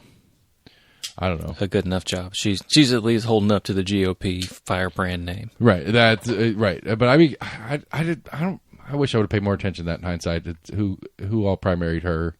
There were a couple primaries because I didn't vote for her. I took the Republican primary, obviously, but I didn't vote for her. I would say she probably didn't have many. There's a couple, but none of them were like any names that I knew. Right. It's like not you. That's who I'm voting for. One of these three. Whoever this Bill Jimball is, and he's running for a Republican Senate, whatever. No, excuse me. Quadruple. That's big for me. I usually just do triples. But, again, I don't say, I don't think we have a strong enough Democrat in the state of Tennessee that's going to beat whoever the Republicans put up for governor. And no Republican's going to run against him. They're going to run that issue against him. Maybe that's my point, if that makes sense. Yeah. Nobody's going to primary him being like, you fucked up the finances in Knox County. Because then it's going to be like, yeah, because I didn't raise taxes. Are you going to raise taxes? And then it's just a dead subject for those guys. So we'll see how that pans out. I mean, they'll be. I would anticipate in 2025 we're going to see a lot more positioning from Jacobs on that front. A lot more official plays. Baseball will be open. You want to go to opening day? No, thanks. I might see if I can't swing a media pass. You can try. Yeah, I know some people. I'll see if I can correspond for Compass. Yeah. I'll be like, hey, Scott, you want me to do a story on opening day? Give me a media pass. 100 words or less. I'll keep it short and simple. Super, super short. It was a baseball game. It was fun. The stadium was nice. Right. I'd rather have a new school. You buy me a hot dog and a soda. Yeah, we're good. Gotta see if I were to write a story on an opening day, that would be part of the story. It's like how expensive is it to go to a game? Right.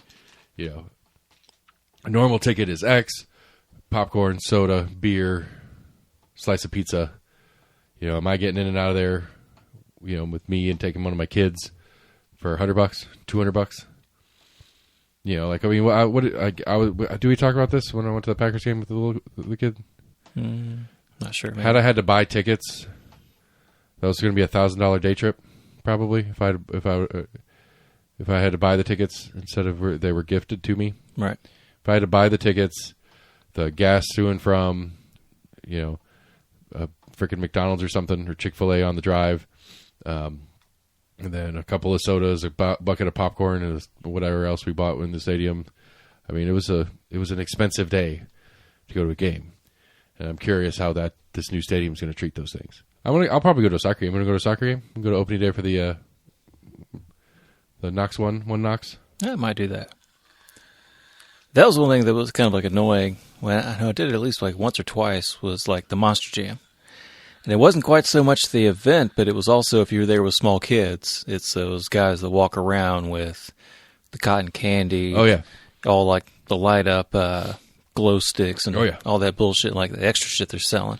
And you can't. You got a little one that's like, I want one of those. I want one of those. Too bad. Little shit. Right. Yeah, that is like, rough. I just bought you a $20 hot dog and a $15 like 10-ounce soda with just mostly ice. Let's work this out here, Fred. Here's right. Here's how we're going to do this. Yeah, I mean that's like we were talking about one of the kind of school scams, not the right word, but one of the little kind of dirty moves that the elementary school did on that same kind of play. They did it was the art night or whatever. I don't know if your kids did it when you were in, you know, and the art teacher takes one project they did and they put them in frames and they put them in a gallery in the gym, and the kids are like, you gotta come see my art in the gallery, and it's like, no, I gotta go buy your art piece for $45, and I don't. They were quote unquote for sale. That night they weren't quote, like that was implicit in the invitation. You were supposed to buy your kids' artwork. Yeah. So and to be fair, I never saw that. Oh yeah, it was like, you know, it was like it was. I don't know if it's something I would have framed had they brought it home regular, but you know, there were definitely projects that they had spent time on. Like one of them, like we put one's in the bedroom. It's a cherry tree. Mm-hmm. And it's like, okay, cool. They did some neat stuff with some different technique on that, and that's kind of cool and whatever. But they put it in a frame, and they had it like gallery style in the.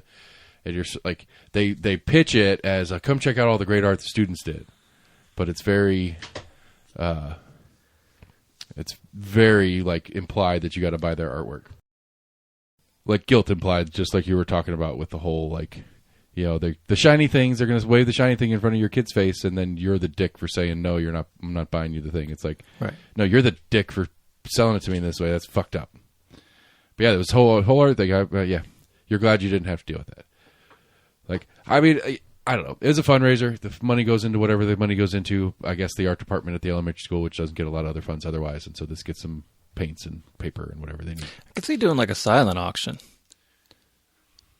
To where at least like at the end of the night, you know, if the kids are there, they can at least be like, "Hey, we raised blah blah blah." Well, I mean, I don't know, because like the dirty part of it is they came home with a sticker on their shirt that said, "Come to the art show, see my artwork at the art show," right. or something like that. Like it was very pressure through the kids. Get your parents here, and then once they're here, it's very sadly that's one of the few things that work. I mean, like I said, like most parents don't do like PTA. I mean, I'm sure I've gone to a couple of the events like Martin Valley did.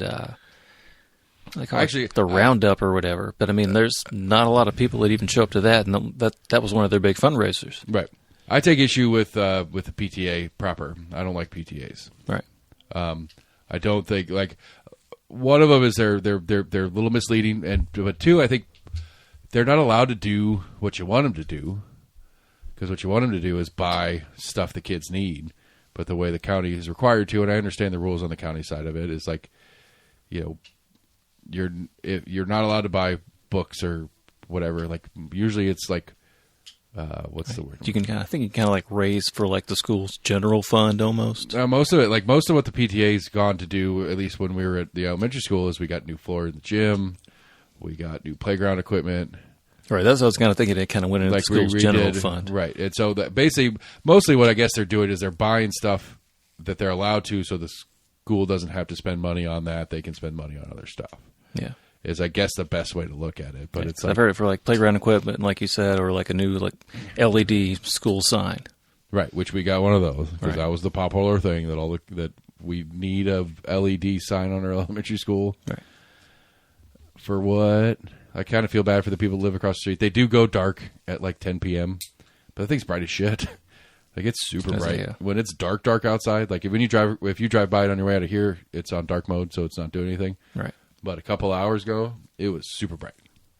But before you had to like swap out like individual letters if you wanted to let people know there was a book sale next week, and Right. now we can let you guys know things in a split second. Right. And we can sell advertising to other people And better. we can sell advertising. we could sell a 10 seconds every hour to Axel Logistics because they'll buy it. Well, but I mean, on the other hand, the school's getting a little bit of non-state money, I guess. So Right. you can't really hurt them for I mean, it's the reality trying to of it. self-fund themselves. And I understand the dichotomy of the statement I'm about to make. Right. It's pathetic that they have to do that. Like that Right. that ought not be an administrator's job. That ought not be parents' job. But some of it's for, And like you said, for the reason they put on these cakewalks and whatnot is to get some new playground equipment. So sometimes the schools start looking at that. They're like, well, if we can make some extra money for ourselves, we won't have to ask the county for Right. a new slide, a new swing set. There That's are some falling apart. adjustments coming down the pike on that because one of the problems is that the schools in affluent neighborhoods Right. have nice new playgrounds, and the schools in the poor neighborhoods don't have playgrounds at all. Right.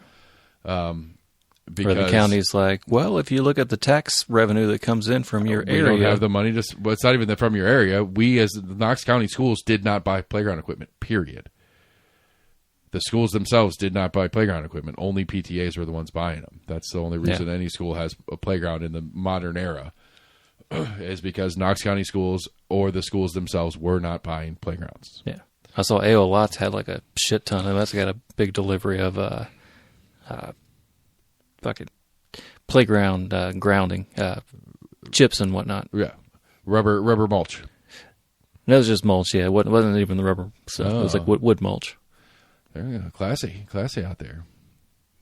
Which some of that I think they started like phasing out. Like the old school, like almost like pine bark mulch Uh-huh. that I remember like you and I were in like younger kids. Like I don't think they do that shit anymore. Like that stuff was a lot more dangerous than There's some of the mulch you have now. There's a great Dennis Leary bit about the coddling of our youth. And it's like, when they get hurt, that's how you figure out if they're tough or not. They're supposed to get hurt. It's an old SNL bit. It's really, really funny. Right. Just about how, like, we survived. What the fuck are we doing here? They don't have monkey bars anymore because kids climb on top of them and fall off and break their arm. It's like, well, that's how you learn not to climb on top of them, or you get better balance. There's truth to it. Yeah. There's a lesson there. They teach you the natural consequences. They teach that all the time. But I've seen a number of like playground equipment that could very well be very dangerous if you fell off of it from the very highest point. The little mini merry-go-round that they used to do. Oh yeah. Little spinny things. Like, that's what we did. We got to go in as fast as we could. Right. And you're holding on for dear life, and you let go, and you're banging into the bars as you're sliding off the side, and hopefully you slide far enough out that you clear it and don't keep getting hit by parts and pieces of it as it continues to roll around it. Right. Well, even like most standard swing sets, like you can get going and jump off that thing at like 15, 20 feet up in the air. For sure. That's what the fun is. That's the joy. Right. Living on the edge. Let's break some shit. Well, I mean, I guess the other side of it too is like, if our fucking healthcare system wasn't so goddamn expensive, it wouldn't be the end of the world if your kid fell off the monkey bars and broke his arm. And the $10 gajillion it's going to cost you as a parent to get their cast and x-rays and all that kind of shit. Right. It's compounding factors. It's complicated. That's I think that's the theory of the show from the beginning of time, is it's complicated. But, I don't know. It's a true adage. It is. I'm trying to think if there's anything else I'm hopeful for. I'm looking forward. I'm excited. I got at least one new project in the podcast family starting this year. Still a little bit mum. I can't talk too much about it yet. I'm not exactly sure what it's going to be yet. I know the general outline of it. As mentioned, the Compass podcast is they're changing format a little bit. I did have an inquiry from a Knox County school teacher about starting their own podcast. Nice. Obviously, it was poorly timed on their part to email me. I think it was the Thursday before the last day of school with interest. And I was like, yeah, what do you want to, like, what are you asking me? Like, is this just advice on starting your own, or are you want to do me an to end of the produce year it? podcast? Is this something like, so I'm curious. I'm curious what they're wanting to do, if they're wanting to create something with me, or if they just had some questions about how to do it. It's like, I'm open. Right. I'm open to be helpful as I can. I'm not going to give you what I sell, but I'll answer some questions generically. Right. But I mean, I'm cool with it. I'd love to have a Knox County. Like, I'm sure it'd be a podcast that I'd get angry at and yell at it, because I think a lot of teachers are a little coddled, but whatever. There is a report, one of the reports that came out too from Knox County Schools, said a lot of the Knox County school teachers don't feel appreciated by the state or the school district. Probably when you're at a school that gets an F and you've been trying really hard all year, you probably don't feel really appreciated. I think some of it just kind of goes to the general sentiment in the past, few years or so. I don't think I don't think you could. I would be hard pressed to think that you would find a teacher that went into the job thinking they were going to make a ton of money and be appreciated for the work they did. I think it's a known. Right, and that's another thing I think that frustrates a lot of people. That is that kind of like general consensus that, yeah, but really, how much should teachers be making?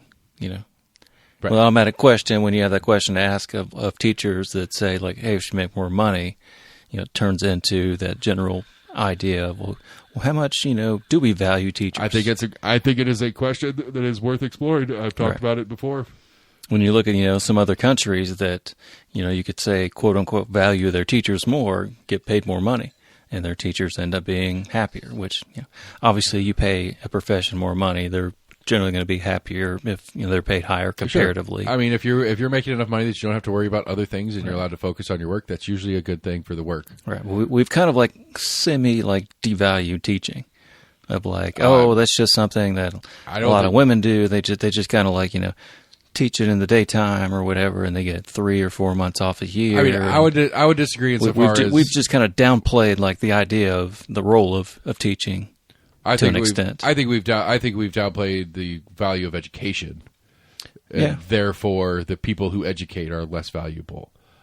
I think we rhetorically talk about how important education is constantly, but I've made this argument before. It's like if we really believe that, if that's really a consensus, then why the fuck aren't we paying anymore? Why the fuck aren't we spending more money and energy on it? If everybody thinks it's the most important thing, why would it be difficult to pass a tax that's going to go fund schools? Because we've been, quote unquote, getting by.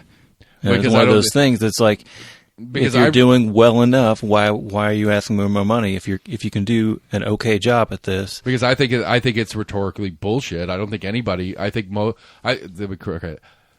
lot of people care about schools and would be happy to pay more in taxes if they knew it was going towards schools. I think part one is that they know it's not going to go 1-to-1, but I think two, it's a hard metric to give you a good answer on, because it's a long game. It's like, okay, sure, but I think two, people don't care. I think a lot of people don't actually care. I think they say it because that's the socially acceptable thing to say in the situation. Do you think teachers should get paid more? Do you think it's important what's going on in our schools? I think people say yes to those questions because they think that's the appropriate answer, but they obviously don't believe it, or they wouldn't complain about more I think taxes. It's just more like it's hard to realize and kind of measure it in the long term. It's like, okay, you dumped in an extra $250,000 per year into the education system that you may not see the benefit 10 years later. It's like all of a sudden you look around and you're like, well, we do have a great system for doctors, engineers, etc.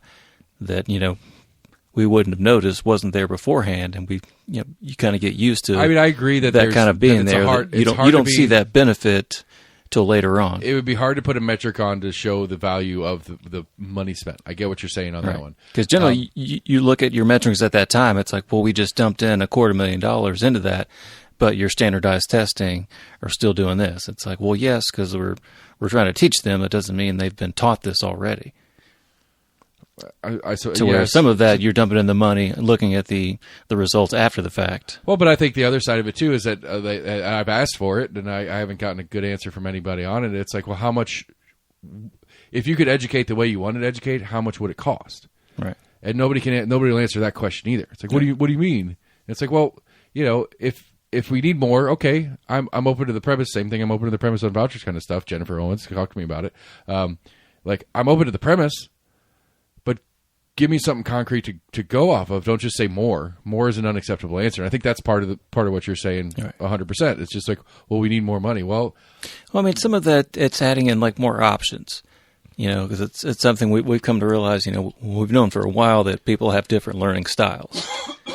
Where when you and I were in school, it was chalkboards, and then they had dry erase boards. Now they've got what they call like the smart boards. Yeah, the smart boards and stuff that they can all do like digitally. But like I said, I think to where them asking for more of like hey, we want more access to this, to where we have a wider variety of things that we can show and introduce different learning styles. Right, but I think if somebody would come through and put a total picture together, be like, look, this is a scalable system that's going to cost X per student, and here are the reasons why it's going to produce better. Here are the results, and here are why those results are better than current. And some of that we've kind of changed the expectations of end results. I agree. To where at times it's like we want you to learn more mathematics or more. I think there was a big push as of late for more like kind of constructive thought, which I don't think really panned out very well, because it's kind of hard to objectively kind of grade more subjective thinking of problem solving, basically. Right. Which that was one thing we realized we kind of gotten away from. We were teaching them, choose between A, B, and C, or D. Right. To where we realized you got the right answer, but I don't know how you got there, and if I don't know how you got there, I don't know if you actually used problem solving. Right. So it was more of us trying to understanding. Well, okay, you understand like the method of doing it. Do you understand like why we do it? Do you understand the function behind that mental process of working through that problem solving? Right. Where I think some of it's we constantly go back and forth between whatever the latest learning style is that is the best or whatever. Right. The method of teaching versus the outcome. Both those things change constantly. I mean, with standardized testing, you hear a lot of it. We're teaching them to test. So we spend a third to half of the year teaching these kids, prepping them for a standardized test, which the kids get graded on, and the teachers are also getting graded upon. So they're incentivized to make sure these kids know whatever they need to know for this standardized test. So it is very complex, as we like to work our way back to. See, but I think I think I think this is standard. This is my standard response to that statement, regardless of the topic. But I think there are capable ways of trying to start some simple narratives beyond just more money. All right. That you could start some simple narratives on, because again, Ryswick, love him or hate him, he does have a goal for what a Knox County graduate. He has 3 goals that he wants for all Knox County graduates. So what? Right, but it's how you go about making that. Well, I mean, accomplishing. But again, that's part B of the statement. It's like, okay, but we have a goal, and I think that's. I don't know that I necessarily agree with the goals we have as part of my problem, because I think it's too broad, or it's not broad enough. Maybe it's too simplistic. I think it's too simplistic. I think it's not broad enough. It doesn't give enough option for the type of learner, right. Or what the future employment is, and that's way maybe that in of itself is one of my problems with it. It's like, to me, I can understand it's about that, but I mean, there is a certain point where you get to too many options, especially when you're trying to ask preteens and teenagers. Okay, and you start thinking of your life plans. No, I mean, then we just go back in time. Right, you've got 20 things to choose from. Put them in the factory at 12, and they'll make some. They'll put them a year of shitty factory work when they're 12 or 13, and that might help them make some decisions about the future a little better when they're 14 or 15, to see what the old school option was for them as human beings. Sure, that's one way to do it. I don't know. I mean, that is. I mean, in that 1 year of working, how much of that was working versus school, or was this just you got to take a year off? Take a year off 12 at 12 years old, and you go work in the mines or in the factory or in the farm field, and do some shit hard labor. Is this what you want to do, or you want to like put your nose to the grindstone, literally, and work? Right. You can either do this for the rest of your life and you'll make it by, you'll be okay, but it ain't gonna be great, or let's put some energy into what you're gonna do with the rest of your fucking life. I don't know. Like that's one of the things to me that's a greater societal question too. On the not necessarily on the topic of education specifically, but it's like the elongation of our adolescence as human beings over the decades has been. I don't know if that's a net positive. Like we are like technical adolescence versus functional adolescence. I guess what I'm getting like 18 is the theoretical age of adulthood, but 21 is my argumentative age. But like scientifically, it's more like 25. But like what's that's just such a floaty number in and of itself, and we don't know what we're doing with that. Like I feel like part of it is we coddle. But that's a societal debate. I agree, and I think that, but that goes into the complicated debate that is our education system. Like if the expectation is for you to be overseen and looked over and taken care of until you're 25, I mean that's more than a quarter of a lifespan. That's the expectation, that you were to be under the control of an adult until you're 25. It's a quarter of your lifespan. What do you mean under the control of? I mean, like some attachment to 25 being the scientific number of when your brain is actually fully developed. Right. But like, the legal of 18, which is about a quarter of the average lifespan right now. You're under the control of your parents. You're overseen legally, obliged legally. And so if you don't have to have any, the requirement for independent and important, like life altering decision making isn't there, so why would you want to make it? Of course you don't know what you want to do when you're 12. You don't have to know what you want to. You don't have to actually get into any of that bullshit until you're 18 or 20 anyway. Why would you take the time and energy to make to push into those decisions, because it's so far out? That's 50% of your current lifespan at that point before you have to make a real decision. Yeah. And it's like, well, and again, I'm not saying it's right or wrong. I'm just saying, like, I think that's part of the factor in play here. Of course, if you're not really and nowadays, how many people are living with their parents past 25, past 30 in the current system we live in? It's been increasing, yeah. Yeah, and it's like, because you can't go out and function on your own. It's like, oh, I don't know. You didn't have to. You weren't like, and whether that was something that your parents taught, which is a societal issue in and of its own right, or if that's something that came through the school systems and or just a general cultural norm. It's normal to live with your parents until you're 30. That's not a good thing, is it? It might be. I don't know. It's a complicated conversation to have, but I think it's a conversation worth having.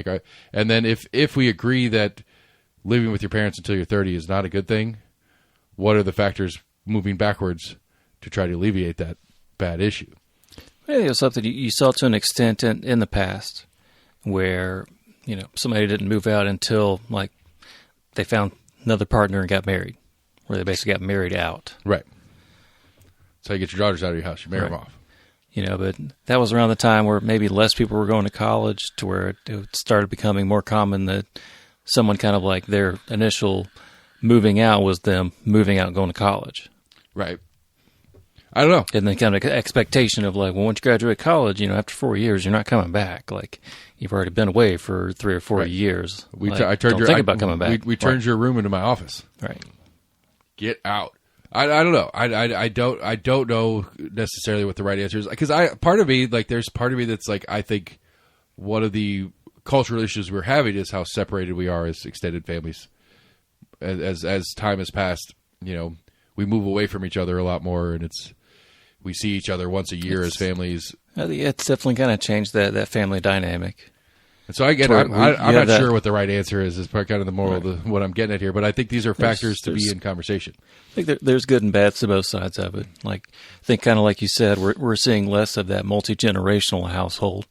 Right. To where you've got that multi-generational I'd like to see the familial education that you're able to get from other family members that are of other generation. Right. And you have a support structure when and if things happen, because it's near and close and that kind of stuff. I'd love to see the idea of like family compounds becoming a norm, where you don't live in the same house, but you have a couple of houses on a piece of land and you all live together.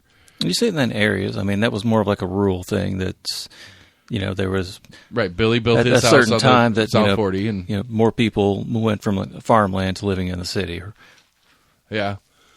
to where you kind of had that familial land to where you kind of like, as people grew up, like, But I think the parents would kind of like, cordon off a certain chunk, and they would build their house on that property. But I think that's kind of the confusion. I think that I stumbled across something profound there. I think that's kind of the confusion of where we are culturally right now. Is those things existed when they existed out of a necessity because we didn't have social services to pick up the slack when as needed. And as some of these social services are starting to, I think it was just functional. It was like, hey, if you were parents and had 100 acres, as your kids got older and they were, looking to buy land, and of course you would want your kids to stay close to you as well, just for sentimental reasons, and or you needed them to work the fucking field with you, or you had that aspect as well. But I'm just saying, like, I think, but at the same time, you didn't have complex insurance, medical systems in play. You might have had you still had that. Not like this. You might have had a rural doctor that would come out. It wasn't and visit as the farm complex. and But stuff like that. You still had health insurance, but you still had a doctor. It was a little bit easier to pay him off. You could pay him off with, right. You pay him in bushels and some hay or whatever, bundles of whatever. But I don't know. Maybe we're looking back at different time frames because I'm thinking pre health insurance as we know it, or maybe catastrophic health insurance was more normal if you had any insurance, and only probably the wealthier or the wealthy had any sort of insurance as we would consider it today. True. Where the normal folks just they paid what they paid, the doctor did what he could, and we went from there. So I don't know, like but my point being is maybe that's the confusion of where we sit right now, is that the societal structures that are in place to make it easier to be an independent adult are crumbling, and in crumbling, they are making it less more necessitated to bring us back to that kind of squoze together family structure, which I don't think is a bad thing per se. And so we're depending on our family and our close knit direct community instead of. So it was like accordion situations where we tried one side, kind of went to the opposite, and we're trying to figure out that happy medium in between. That might be something to explore a little deeper in the future. I like that. I'm gonna have to put some more brain power on that thought process. So you said you got no weird. Nothing really. No weird. Well, fuck. Well, we're going to finish off the year strong with a couple of good button mistakes. Almost agreeing, everybody. We did a show. Happy Christmas, Kwanzaa, Hanukkah, whatever you celebrate in the winter. And then Happy New Year coming up this week.